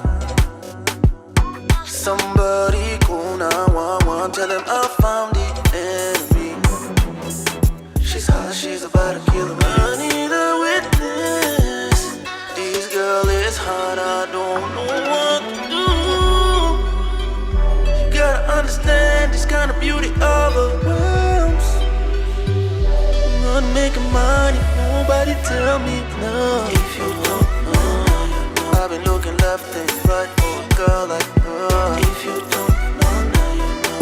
Cause she's not a girl from around the world. If you don't know, now you know. I've been looking left and right for a girl like her. If you don't know, now you know. I gotta make mine. Somebody call the popo. I think I'm being held against my will. He's looking dangerously good if looks could kill. He said I got about 365 days to fall in love. I think he might be crazy, but his gaze is turning me on. On second thought, put that call on hold. If you don't know, now you know. Not easily persuaded, I'm not that girl. You gon' have to put in some work. Then you see me do me dirt. If you don't know, now you know. I've been looking left and right for you. If you don't know, now you know. Now that I'm here, tell me what we gon' do. If you don't know, now you know. Can you handle it? Can you handle me, baby? I need to make you mine.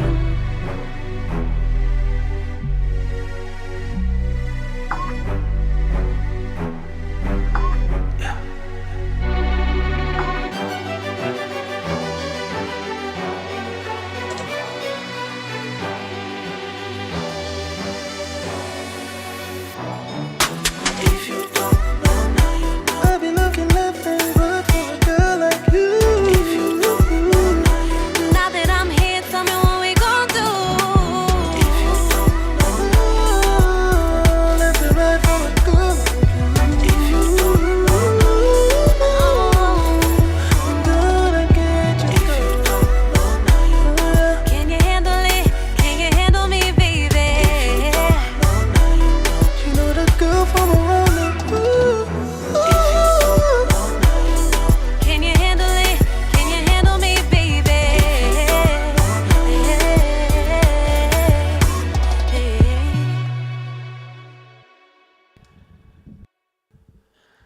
Damn. What a banger. It's crazy because this song has it's very it sounds kizomba, but at the same time it sounds so R&B. I think if I brought this one to the US and I made any American or hear that, especially now that they are becoming literate with our music, because Afrobeat and Zouk and Kizomba has been like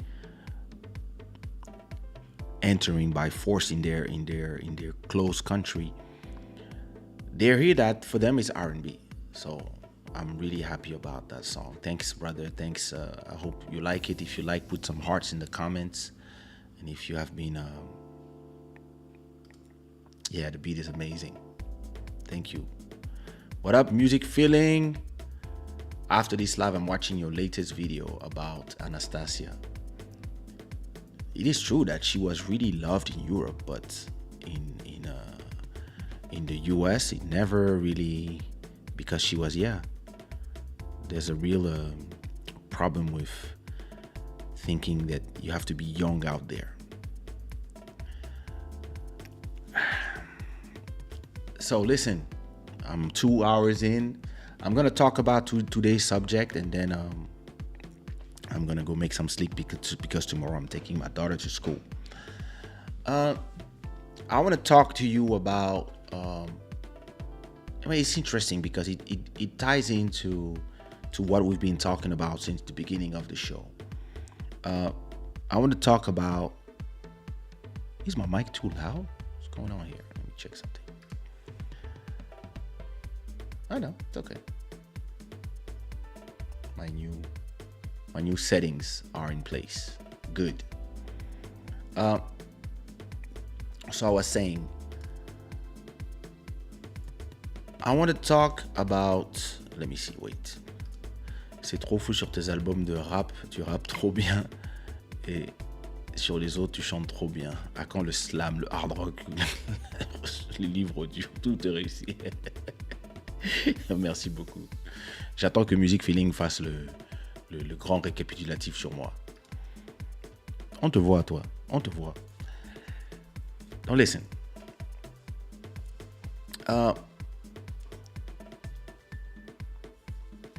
There's let me check something. Wait a second.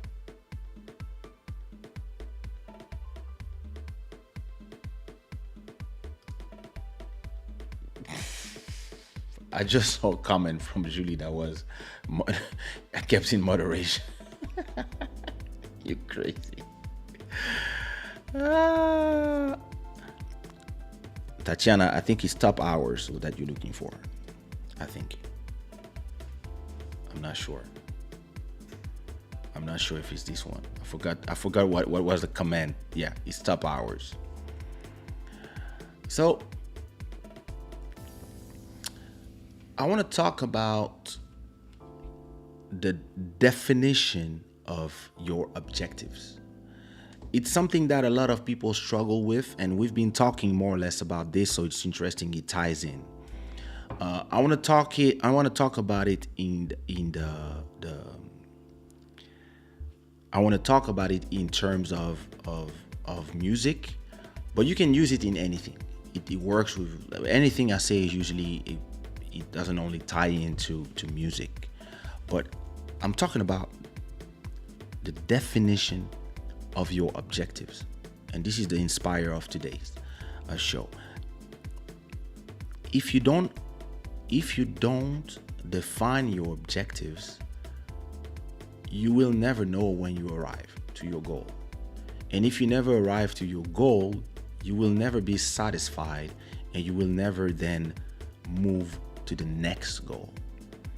A lot of people tend to forget that because they want to get to the grind straight away. They want to grind, they want to be working, they want to be being famous, and they don't really realize why they are doing it. Because if you don't have a goal, then you cannot have a direction.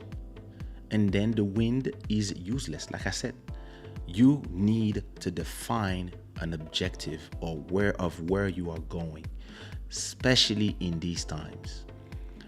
The people who are lost in the times of today is usually because they don't really have an objective. They are just taking things as they come, and they're just living day to day and improvising every day. You can do that. I improvise every day, but I have an objective. I work for myself and I feed my whole family. So failure is not an option for me. So there's my objective. Building my catalog, creating content, pushing the envelope of music, and being able to create more different content to at a point become the owner of an amazing amount of catalog, and then monetizing this catalog. These are my objectives in terms of music. And once you define your objectives, now you have to think about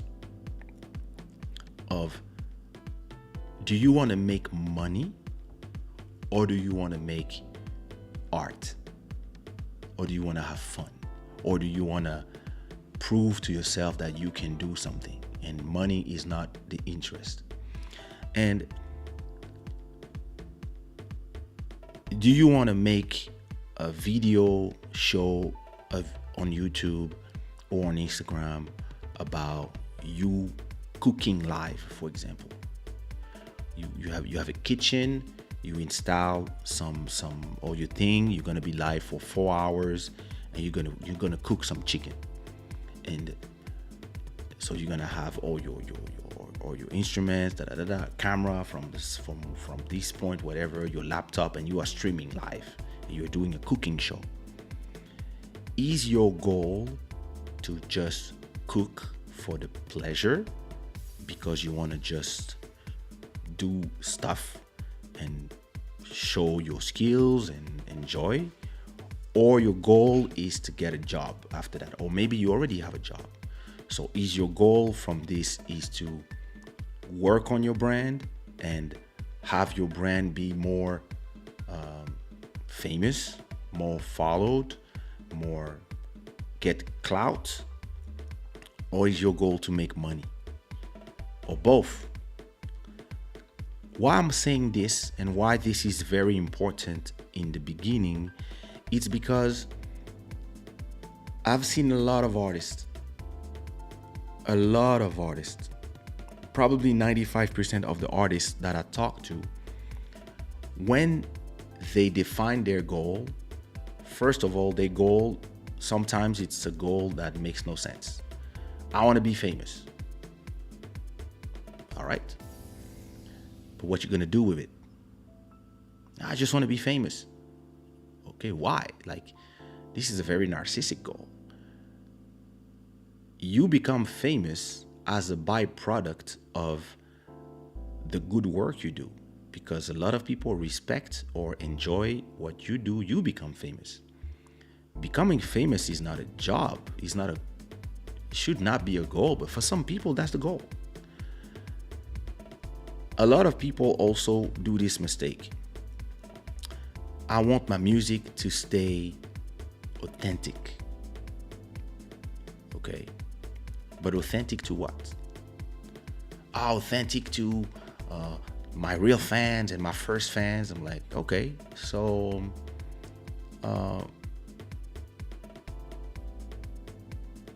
who are the people who define the authenticity?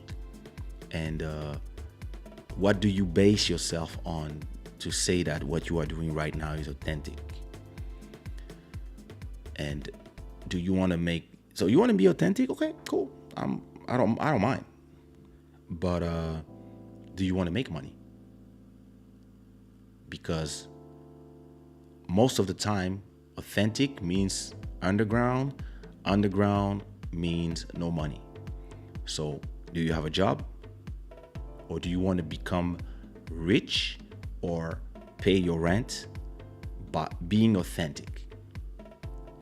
If you understand that to arrive there, you might need 10 years of this authenticity to build a following of people who understand exactly what is your value proposition. And then these people will then, in 10 years, generate you your money. And it's a good choice. I understand it. I took this choice a lot of times, but it worked for me because I had the time and I knew how to protect my authenticity by doing the right commercial songs from time to time. But a lot of artists, they are now willing to choose commerce or to let go a little bit of their authenticity to survive. They prefer being authentic. And again, you want to be authentic? Go ahead. I have nothing against that. But assume that if the choices you make that the music you make never generates you enough money to live from your art, don't cry. That's all I'm asking. Don't cry. And don't complain about the people who chose to be 60% authentic and 40% a little more business, or 50-50, or those who said, no, I want to make money. I don't care. I'm going to make music that works. And authentic, I don't know what it means, because everything is a copy of something. Everything has been done before. Everything is a remix. And whoever think they are authentic is in 2000 are not authentic to those from the 80s, and those from the 80s are not authentic to those from the 60s, and so on and so on and so on. So we all come from somebody. So actually we are all product of something before. So authenticity is actually some people believe that. So to me, if your goal is to choose that you want to make money, commerce, and you don't really care about the authenticity or whatever, you also have to understand and to be ready to assume when people say about you that your music doesn't really have a backbone and that you just touch everything. You have to be able to respond to that. And a lot of people on both sides, they don't assume their choices. Because they don't assume their choices, then whenever somebody says something that is a critic to whatever they do, they get weak and they start crying. They start trying to become authentic all of a sudden, or they start complaining that they're not making money and they want to be more commercial all of a sudden. These are people who didn't define their objectives. So how do you define your objective? To define your objective, you have first to define success. What is success? Success is when you reach your objective. 1, 2, 3, 4, 5 of your objective, whatever you decide that is success, this is your objective. And a lot of people, they don't define their success. They believe that success is something that they see on TV. Some people think that success is Kim Kardashian or Kanye West or Jay-Z or Beyonce or whatever. Some people think that success is Elon Musk or Putin or Mobutu. Everybody has their own definition, but a lot of them, they define success from what society has defined as success. And what is interesting is if you go from one country to the other, the societal definition of success will differ from one place to another, as the societal definition of beauty. It depends where you are. You can be beautiful to some and not to others. You can be successful to some and not to others. So the real first question you have to ask yourself when you are defining your objectives is, what is my definition of success? What do I believe that is success for me? Is success being able to feed my kids and my wife, husband, and having a roof over our head and food on our plate?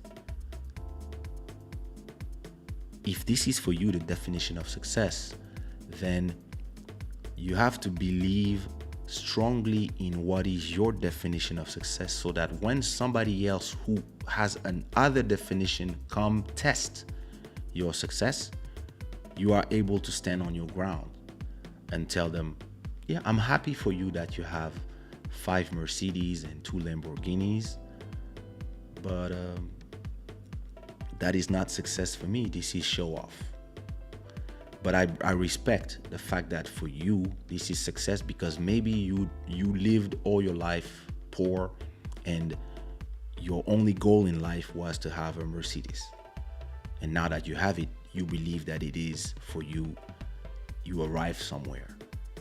But now what are you going to do with that? Now that you have that, what else are you going to do? What are you building? What are you doing for this? What are you doing for that? It's the same thing for me as the people who believe that because you are a singer, you also have to be an activist.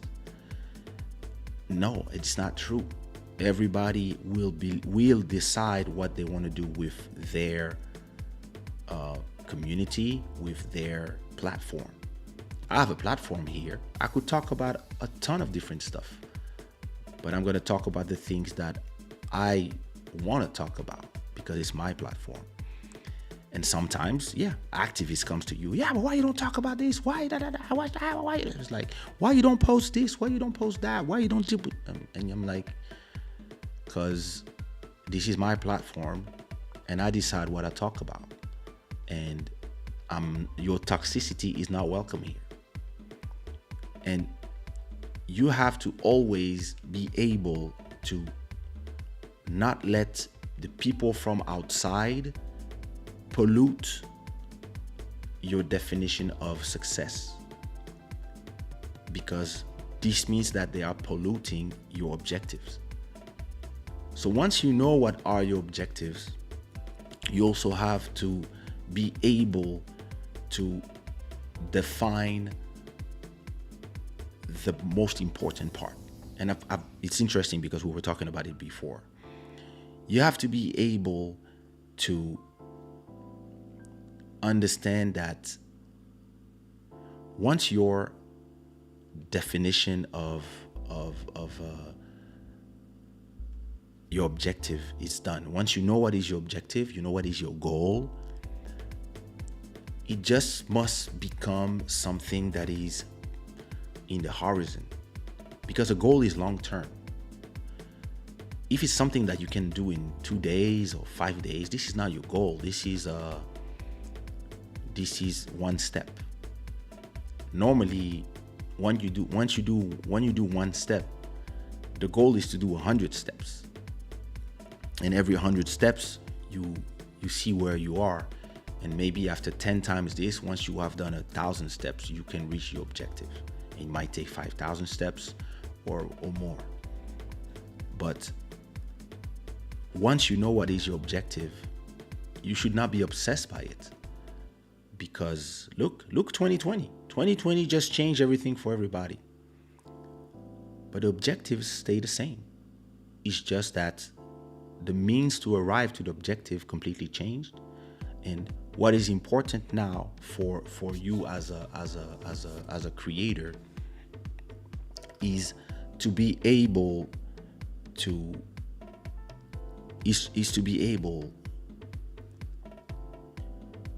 forget the objective, but have it part of your everyday actions. And every time you improvise something, without really knowing, it is taking you a little further from your objective. And this is how you can arrive to this point where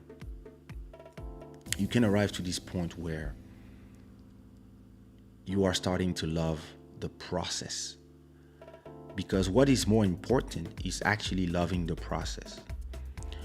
I have 3,000 videos on my YouTube channel. This is a huge amount of videos.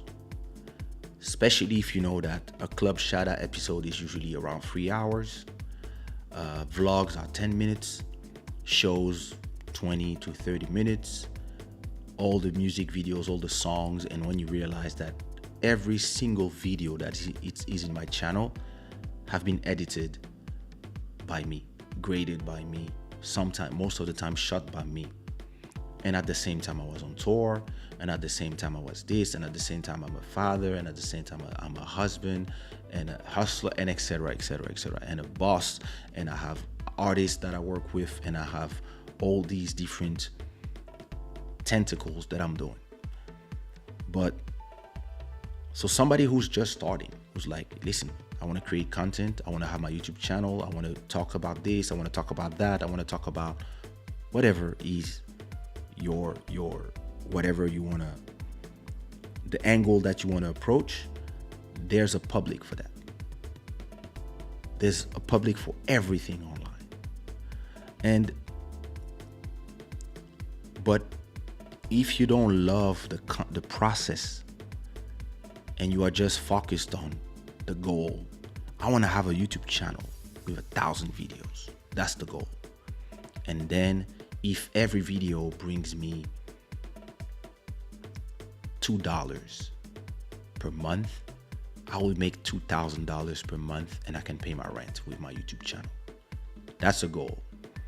But then you're like, oh my God, 1,000 videos, that's impossible to arrive there. Well, it's not, because once you understand what is your objective, now you can forget it. You can focus on the process, which is every day every week I'm gonna do 2 videos. And you're not gonna be like, yeah, I have 4 videos, 996 to go. No, that's not how you think.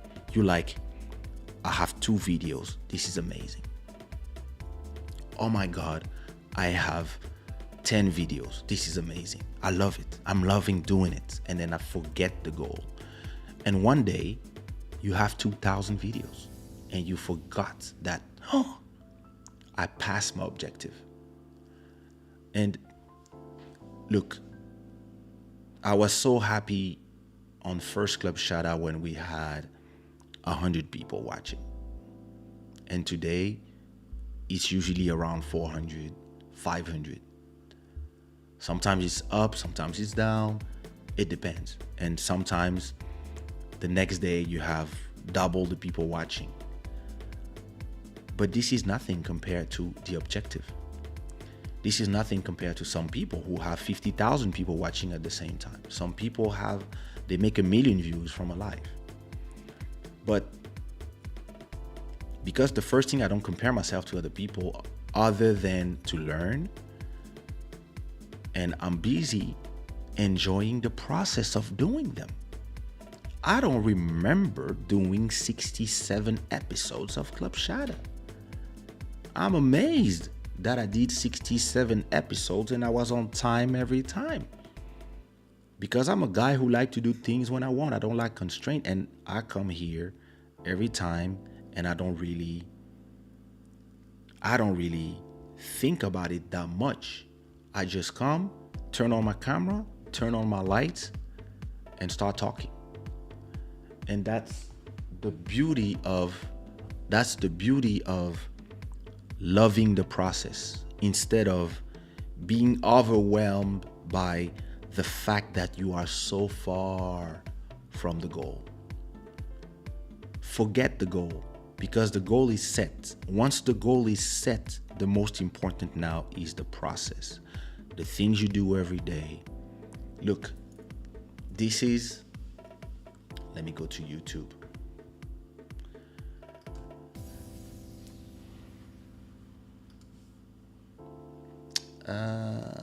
Let's search Club Shada #1.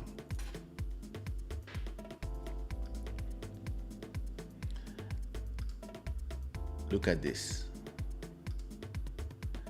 This is Club Shada #1.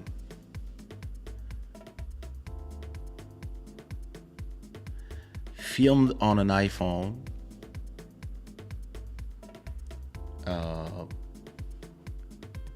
Body from Skype. Using my studio headphones.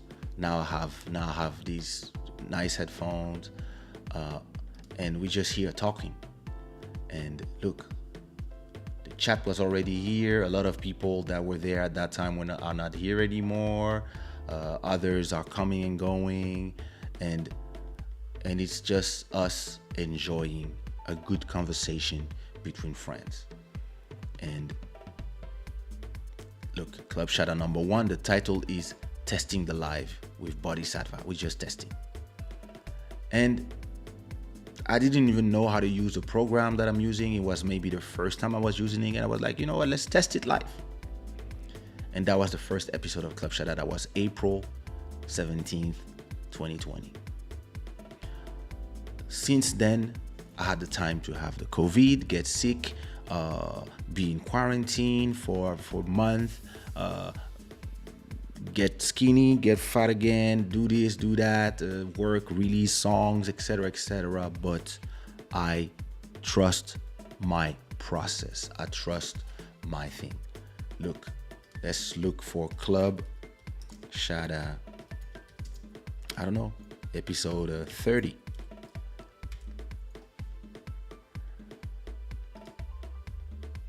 Look now, episode 30. I was having guests from Angola, and look, I'm here. In the back, I have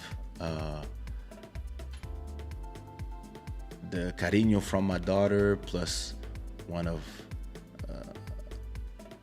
this elephant that her godfather offered her, and I'm starting to try the QR codes to see if the donation links, etc. I don't have yet the super chat. I'm not sure, and the logo is I did a new logo. I'm trying stuff, but it's starting to I just bought a light that is changing colors.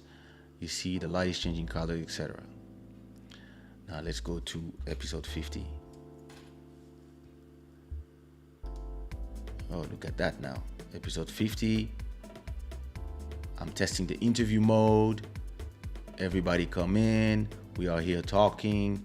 And look, I'm starting to use a light in the back to have some definition to my face. I put these flowers, etc.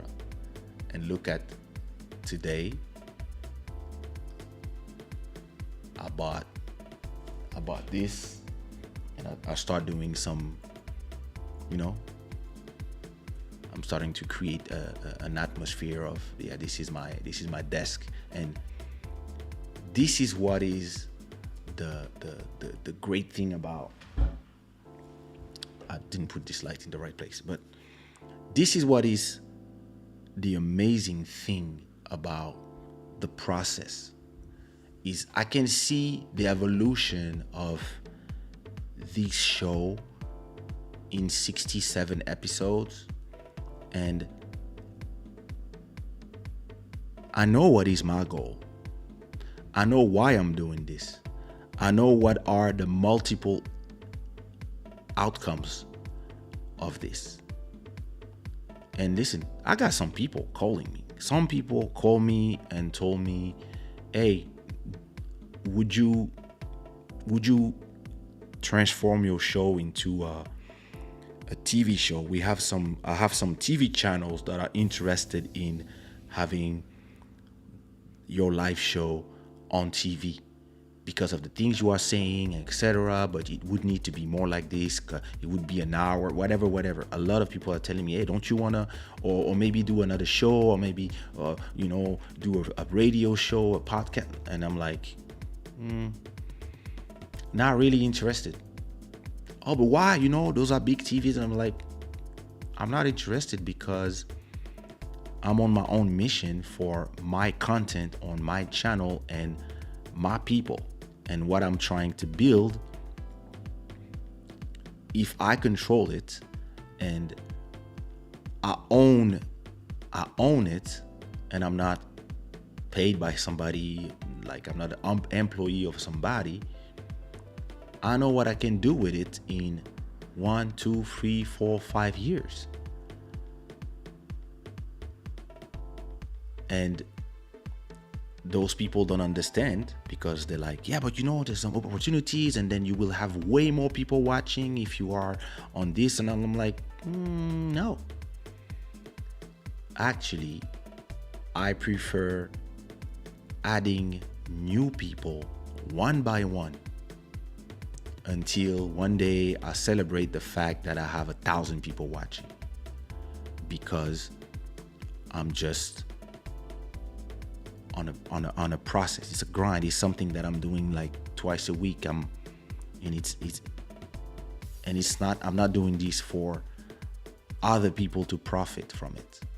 I'm doing it because then it's gonna be a vehicle. Yeah, you understand what I mean?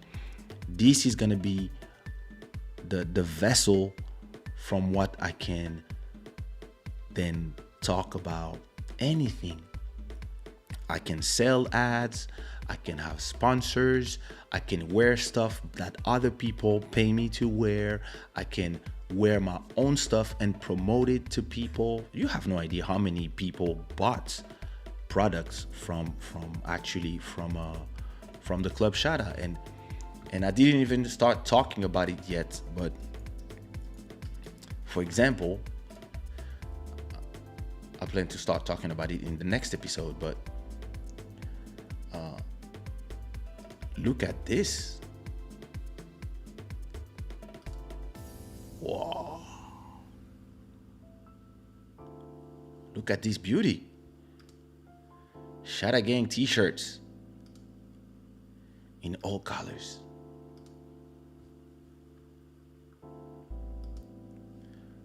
Look at this. Club Shada hats.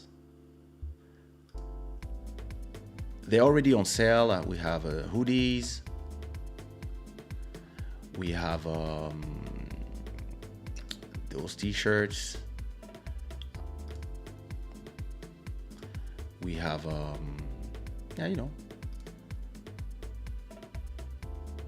Shada in black, Club Shada in white. Starting to have a whole, a little collection of Club Shada products.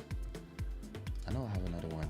I think I have a Shada Gang cap somewhere. I don't find it, or maybe I'm waiting to receive it first. But so they already are on sale, so you can go on shadaware.com and get whatever product that interests you if you want to represent. But I want to receive them first and wear them, so that you can see the quality and stuff before I start really promoting them before every episode and etc. But that's cool. All this is part of the process. Because now people from the Shada Gang, people who want to represent Club Shada, they can represent by buying some gear. And that is super important, because when you have, let's think crazy numbers, when you have 5,000 people watching you live at the same time, if you sell, I don't know, 100 t-shirts per episode, there you go. Now you have a business that is working. You see what I mean? And all this is part of a process of something that I'm building. And the music you hear in the back, it's my music. So this is part of the process as well. I'm incorporating my own music that I create in this live stream. I'm wearing my shirt, so I'm doing synergies between all my brands. So I'm eating my own dog food. I'm talking about things, I'm giving advice to people, but at the same time, I'm doing them in real time and seeing if it works. Because, hey, I might never sell one of these products. I might never. But the fact that I'm not really caring about will it work, because I'm busy believing in the process. I'm busy enjoying the process. The same way as when I'm doing a song every week and people are telling me, yo, there's too much music, oh, people don't have time to whatever. I'm like, guys, I'm in my process. I'm doing something. It will mean something in 5 years. So I'm not going to think about what it does after 6 months or after a year. I don't care. I'm enjoying doing it. I'm having fun. I'm talking to people. I'm happy that I come up live and I see familiar faces. I never talked to my cousin so much in the last 20 years. Just this is a blessing. Last time I saw my cousin was in Canada, in Montreal, 10 years ago. And before that, we were kids in Congo. And, you know, we, here and there, the Club Shada, what it did for us, and his wife's show, Dali show, go follow her. It brought us together again as a family. Now I get to talk to my cousin, my dear cousin that I love, that as long as I have memories, I remember my cousin. And now we talk every day, every week, 2 times. He's here for me. Every time I'm here, yeah. I see Tatiana, I see Nadia, I see Emmanuel, I see Luis sometime up here. Hi, brother. And all this is part of the love for the process of what you are discovering as you're doing it. I did it just because I was in quarantine and I had nothing else to do, right? And then today, I'm starting to see benefits. I'm starting to see people that enjoy coming to see me and have conversations with me every time. And that's the beauty of it. I know Julie for a long time. We've been talking we've been talking on Twitter and on Instagram. I think it's more Twitter, right, Julie? We are more Twitter friends. And look, like now, I think one day I sent her a tweet, hey, yo, come to my live show. And now she's there every show. You know, a lot of people, yeah, they fall asleep. Like Lil Maro, Julie, they fall asleep listening to my voice. And then in their dreams, I'm there. And all this is the beautiful part of the process of something that you are building and creating stuff along the way. And maybe you are inspiring other people to build something. So those are my objectives. So you have to understand what are your objectives and then focus on your productivity. Focus on your process. Focus on just doing. And before you know, I remember 2009, I think, or 2008, I had 30,000 followers on my YouTube channel. I had 50 or 70 vlogs, of small vlogs of, like, I remember, look, my vlogs were like this. Let me see, I don't know, let's say vlog 18, for example. I don't have a vlog 18? What is this?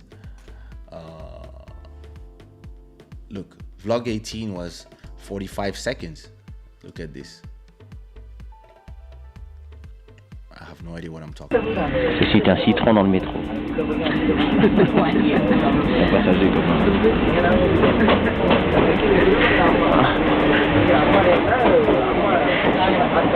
Il est bon, hein?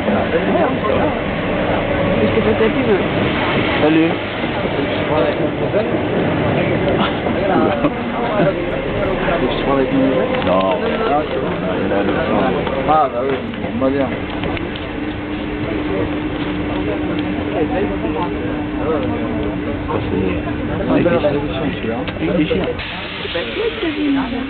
Niger? Ah non, je suis du Niger, je l'ai cassé il y a longtemps. That was my vlog number 18. Lemon passenger. Okay, let me see vlog 19.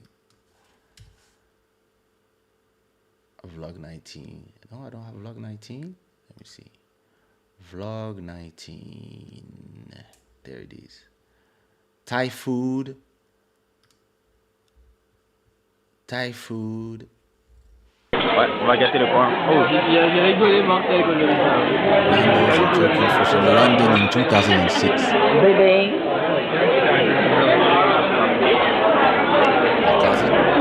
on va gâter le coin. London. Manager. Told you.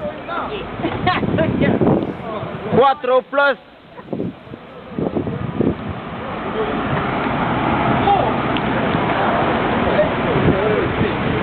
Yeah, what you want, boy? Yeah, what you want? You got that phone.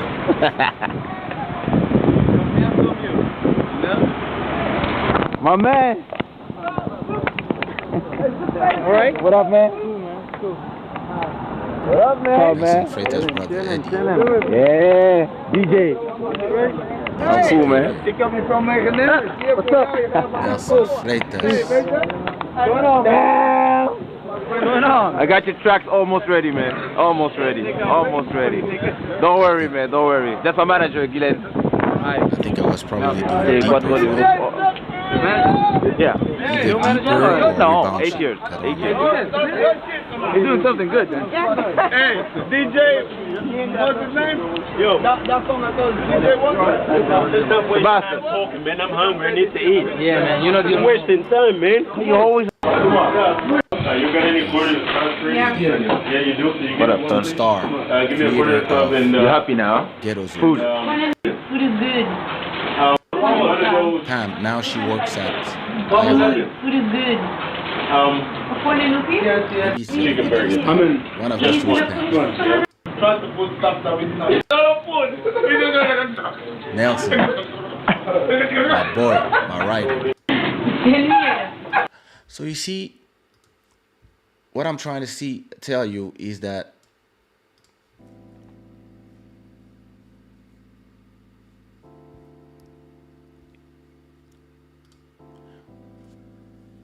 so at that time, I had those vlogs, small vlogs. You see, the quality was not amazing because you cannot upload on YouTube with a better quality.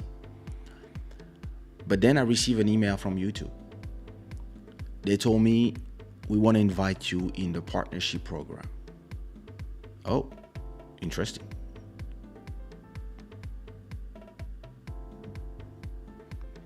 Yeah, we want to invite you in the partnership program. Wow, amazing. And what do I have to do? Well, do you own all your content? Yes, I do. So you will have ads in front of your videos, or sometimes in the middle and sometimes in the end, or sometimes just on the side, whatever. And yeah, we'll give you 70% of all the money that is generated from the ads that appear on your channel. Okay, cool. Amazing. Let's go. And I had my channel at that moment for 2 years already. So for 2 years, I was just documenting my life, vlogging, taking a lot of videos of all the people that were with me and the shows and the process of us creating our brands. And the goal was never, at that time, was not to make money, because it was not possible to make money on YouTube before that. And so, I was just doing my videos, just trusting my process, enjoying my process. And one day, they accepted me, they invited me to the monetization program in 2008. So that's 12 years ago. And the next day, at the end of that month, I received the monetization of my channel for 30 days. I received a check, a wire transfer in my bank account of 800 euros. And I was like, oh my God, 800 euros for all my small videos that I'm doing? Wow.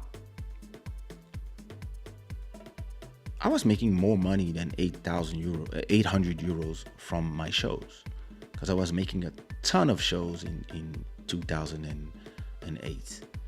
Kaysha on Dikwa was African anthem. I had a bunch of hits here and there. I was performing France, Portugal, Ivory Coast, Congo. I was everywhere, US, whatever. But what I said to myself was, am I making that money because of this month, or is this for the free month or whatever? And the month after I receive another 800. And then the month after I received 750. And then the month after I received 900. And then it was just like almost 1,000 all the time. And then I said to myself, oh my God, my rent back then was 950. So he was paying almost all my rent.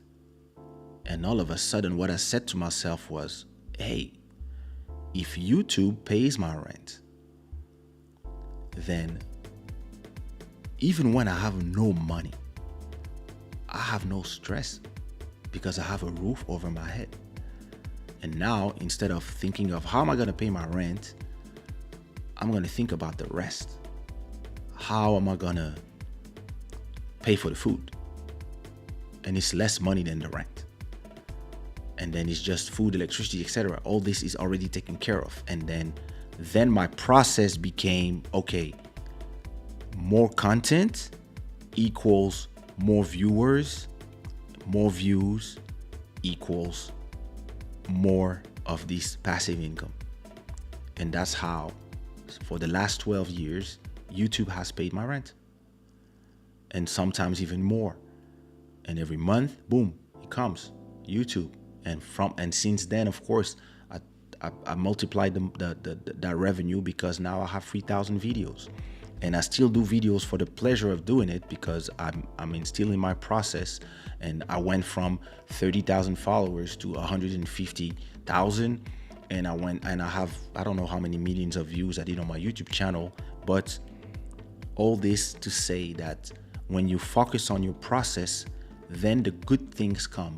When you focus on the goal, and you're like, oh, I'm far from the goal, and you just think that you are far from the goal, then you stay far from the goal, because you are busy stressing about the goal. When you are busy loving the process, hey, one day you get the reward. Same thing for releasing songs every week. In the beginning, all the artists were like, what these guys doing? What is this guy doing?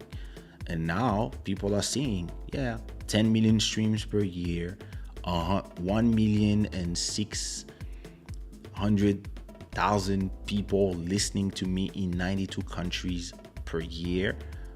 And they're like, how does he do that? He's not even famous anymore. Haha. I'm in my process. I'm building my thing in the shadows, while you guys are parroting with your Mercedes and your whatevers, and on saying that you are the number one or whatever, and buying awards. I'm not doing this. I'm busy creating my universe and building my pyramids. So this is super important, to trust your process. And the last thing that is important, that is even more important than, or as important as the process of the creation, is the data. Understanding the data of everything. Every day you have online, you have information about everything. So you can watch it here. You can go here and I can see how many people we had tonight, almost 400. How many, the activity, the chats, etc., etc. If I go, for example, to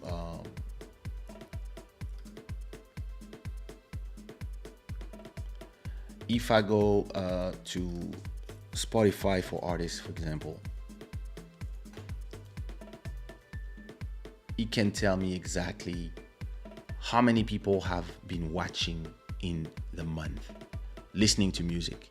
So 312 people, a little less than the last month because of confinement and different reasons, and almost 1 million stream. And it goes up, it goes down. I had a great spike these last 2 weeks because of some songs that were more popular than others, and it's great because to me it's building, and you have all these information about your songs, which are your number one songs, what people love. And if you know what people love, what works, then you know what's more to do when you want to make money, and what more to do when you just want to make something for yourself to be happy. So you can then start to process, okay, I'm going to make 2 commercial songs to make money and 2 songs just for myself that I don't care to express something I want to express. You decide for yourself how you do it, and then you know on your releases. Like this is the latest release with Lisa. We already are doing we already passed 5,000 streams on the weekend, which is great numbers. These are the usual numbers I do. It means the song is working well. I already know what are the top countries where it's playing. So if you know where the places where people are listening to you, look, top country is France. It means that, hey, I could maybe do some songs in French, a little more songs in French, since a lot of people listening to me are in France. But then you see a lot of people in the Netherlands. Okay, maybe I could invite somebody who sings in Dutch. Portugal, I can talk to people in Portugal. English, yeah, this I do. Canada, UK, Germany, hey, maybe I could invite a rapper that raps in German and have this number go from 184 in the weekend to maybe 500. You see what I mean? There's so many things you can do when you understand your data. You understand where your play comes from, how many songs have been in playlists. Look, boom, I'm in the Dancing Kizomba playlist. That's amazing. This will help the song greatly. I already have 39 playlists that put this song. That's cool. Maybe I can contact all these people and have them give me an email, so that every time I have a new song, now I send them an email. All these things are part of the data, understanding your data, understanding your audience. Who are they? More women, more men. Where are they? Look, France, USA, Brazil, Portugal, Mexico, Spain, Netherlands, etc. Where are the cities where you are mostly listened to? All these things are things that for everywhere you put your content, you have to check them out. You have that on Instagram, you have that on YouTube, you have on Spotify, Apple Music, etc. You have access to data everywhere. But if you don't understand that it's a question of understanding the trio. The trio is, you have to define your objective. You have to love the process. Once you define your objective, you have to really think about your process only, trust your process, and number 3, you have to embrace data. You have to look at your data, because data is facts. It's not, people love to talk. Listen, the data doesn't lie. The data will tell you exactly what's going on and where. When you do a cover and you see it works, when I did a cover the first time, I was like, I don't care, I just did it for fun. But then I look at the data, I was like, yo, not only I'm amassing new fans, but I'm making money. So then it became part of the process. And this is really something that people have to start implementing in their everyday life, because it's not just about music. It can be for a bakery, it could be for a cooking show, it could be for your life in general, it could be for what do you want for your kids, what do you want for yourself, what do you want as a spouse, what do you want for.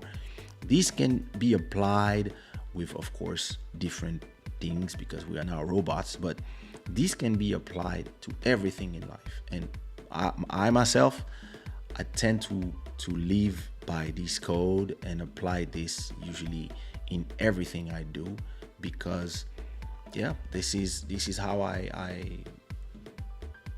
I'm successful is in most of the things that I try. Is I have a great amount of patience, and I have a great amount of trust in myself and in the fact that when I do something, I'm doing it. I'm not really thinking about the numbers. I'm not saying to myself, it are great numbers, bad numbers. What I love is knowing that I see some people in the beginning of the conversation, and 3 hours after, when we are ending, I see the same people saying thanks for this, we loved it, see you Sunday or see you Wednesday. That's beautiful to know that some people, they stay the whole time, and yeah, they're cooking, they're doing something else at the same time. I'm here somewhere on the but or some people, they fall asleep and then the next day they watch the rest. Or some people, I know some people, you will recognize yourself. For example, Michael Rosamonte, for example, Michel is somebody who always comment on Club Shada the next day, because he doesn't catch it live for whatever reason. Maybe he's sleeping, whatever, but the next day he's there in the comments. And listen, talking about the comments, I would love for you to go, after this live is over in a few minutes, please go to the new song of myself and the beautiful Lisa Lopez and go give us some nice comments and support and some likes. I would greatly appreciate it. And if you put it in your playlist on Spotify or whatever you listen, wherever you listen to music. And of course, go get yourself some Shada Gang t-shirts.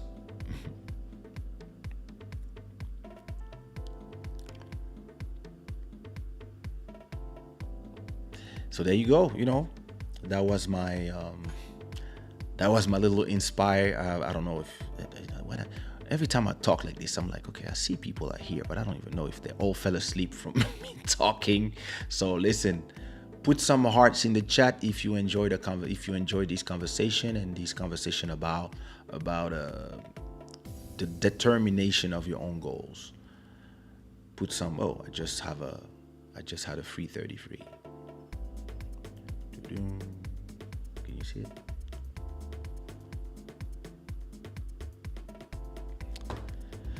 So I put it in my collection of screenshots. I'm taking a break from social media. Deleted every app. Only YouTube was saved. Yeah. Me, I take a break, but in a way, but I don't really need to remove because I'm not obsessed with it. But I don't go on Instagram that much now. I just go from time to time, post something, watch something from time to time, but not more than twice a day. I know people, they are there 24/7. Me, I don't really I don't feel the urge to be there. But I'm on YouTube all the time. I actually love watching a lot of content on YouTube, stuff that where I can learn and other things like that. Merci, ce sujet me touche énormément et merci pour ces conseils si précieux. Tout le plaisir est pour moi et merci à toi de m'écouter.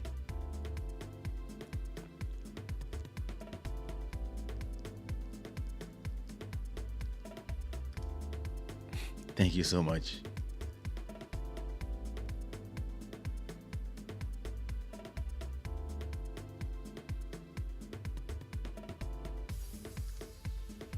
Thank you, cousin. I'm old here. Hey, brother. Yeah. Trust your process. Exactly. You did. I remember when we were skinny.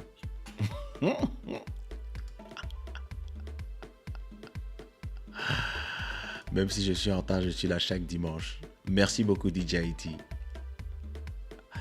Moto Music. What it do? Did you review Ataika's album? I hope you did the review, or at least you heard it. Waitaka, I want to congratulate you for the album. I took the time to hear it completely, to hear it. I enjoyed it. I loved it. I loved some of the songs, and I put a few of them in my different playlists. I remember vlog 19. Yeah, raw cameras. Exactly, legends. Pourquoi le chandail blanc et rose Club Shada est plus cher que les autres? Parce que c'est pas la même qualité. C'est pas le même. C'est du. I forgot the name, but it's the normal ones. The white one are normal basic. It's normal t-shirts, a great quality, and the pink one is tree blend. Tree blend is a different process, so it's not the same type of t-shirts. So they cost more to manufacture it. So they cost more. It costs more to sell as well. This is why.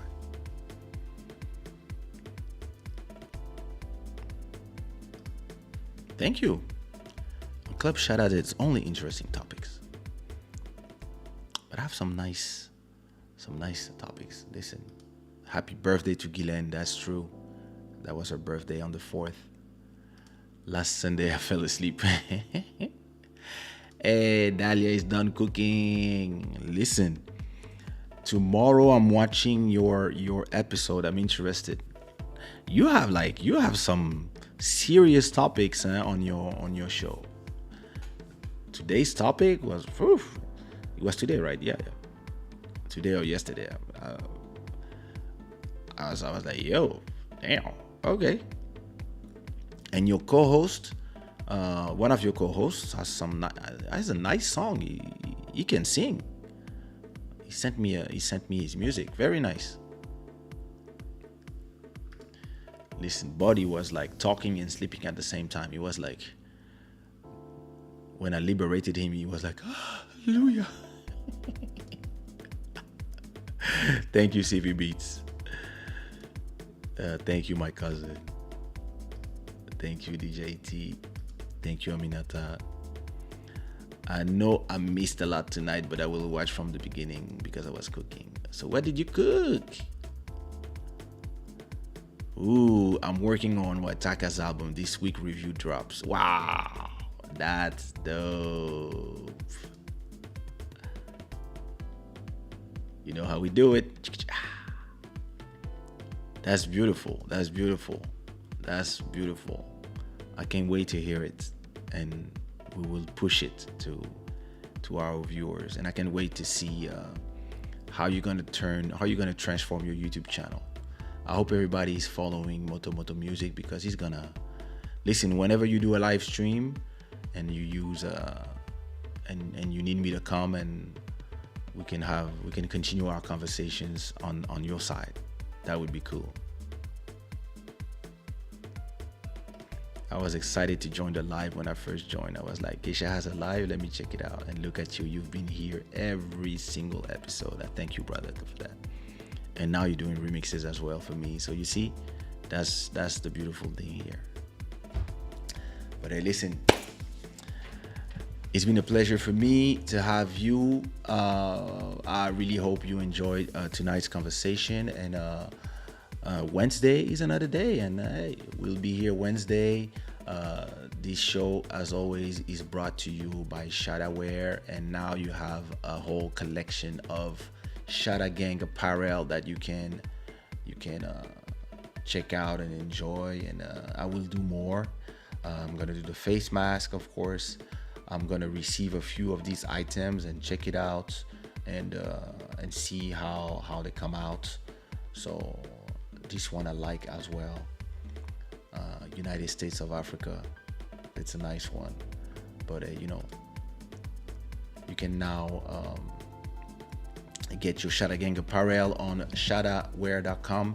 So go ahead and get you something. Send me some photos. I will post them on my Instagram and on the Shada Wear Instagram as well. Make sure you follow Shada Wear on Instagram as well. This is the official website, and listen, it's I made fish and chicken for tomorrow.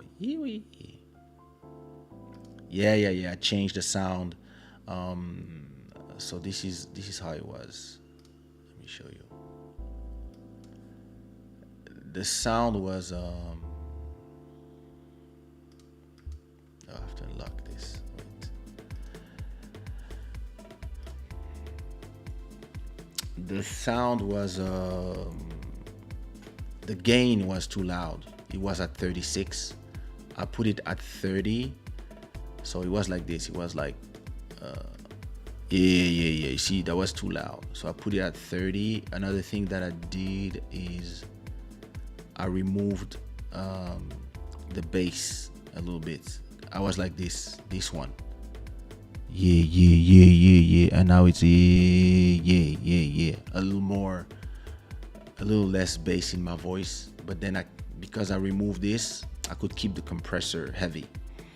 Because another option I had was to keep the gain loud and remove some compression. But then I would hear a little more of the fans of the computer and stuff. So that's the preset I finally saved. So now it works. Yeah, it works better.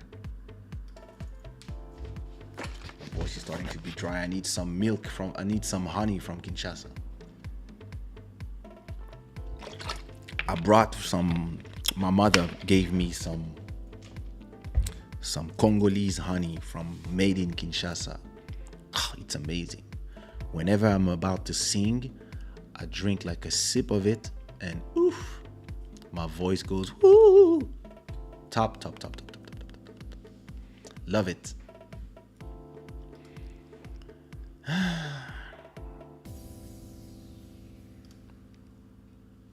Amazing. Can't wait to receive your photo with it. Have a good night, Julie. Sleep well. Listen, my people, it's been a pleasure to be with you again. And I'm gonna leave you with some Monsieur de Shada. Yeah, let's listen to some Monsieur de Shada. Oh, what can I? Ooh, perfect. I have this song called "Go Down." It's a song that I produced under the name Monsieur de Shada, and I'm performing with C-Mart, MX. Both artists come from Nigeria, and we have this song called "Go Down," and I hope you will like it. And I will see you in the next episode of Club Shada. And don't forget, new album drops in February on Valentine's Day. So before that, we will still have one listening session to do of the album number 9. So it probably will be in 2 days because it's a 40 tracks album. I can't wait to do a Club Shada, my first Club Shada of New Year's Eve celebration. That's going to be nice as well. So, hey, until then, I'll see you soon. I hope everybody is in good spirits, and I will see you Wednesday.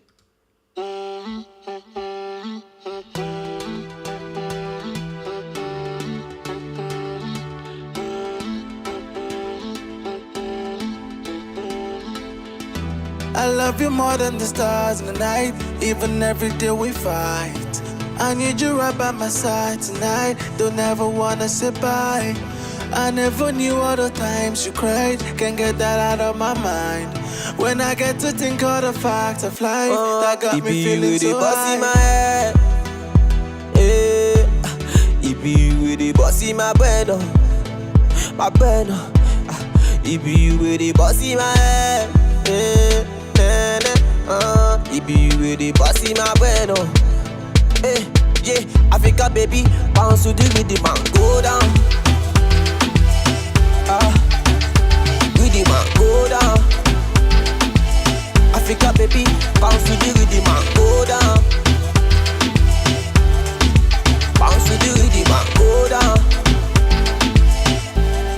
It's about to go down. Are you ready for another round? Baby, love like a merry-go-round. In our ups and our down, I will choose you like every day. You the queen, you the one. 100% you mine. Tell him no need to wait no. It be you with the boss in my head. It be you with the boss in my brain. My brain. It be you with the boss in my head. It be you with the boss in my brain. Yeah, Africa baby, bounce to the rhythm and go down.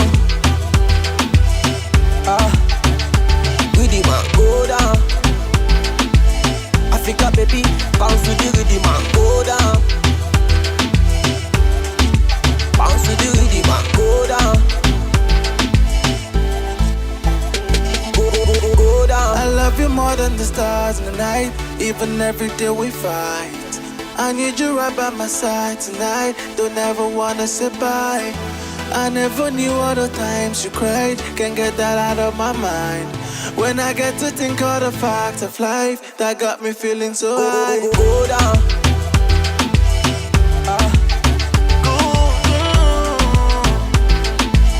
Africa baby, bounce to the rhythm and go down. Bounce to the rhythm and go down. Africa baby, bounce to the rhythm and go down. Rhythm and go down. Africa baby, bounce to the rhythm and go down.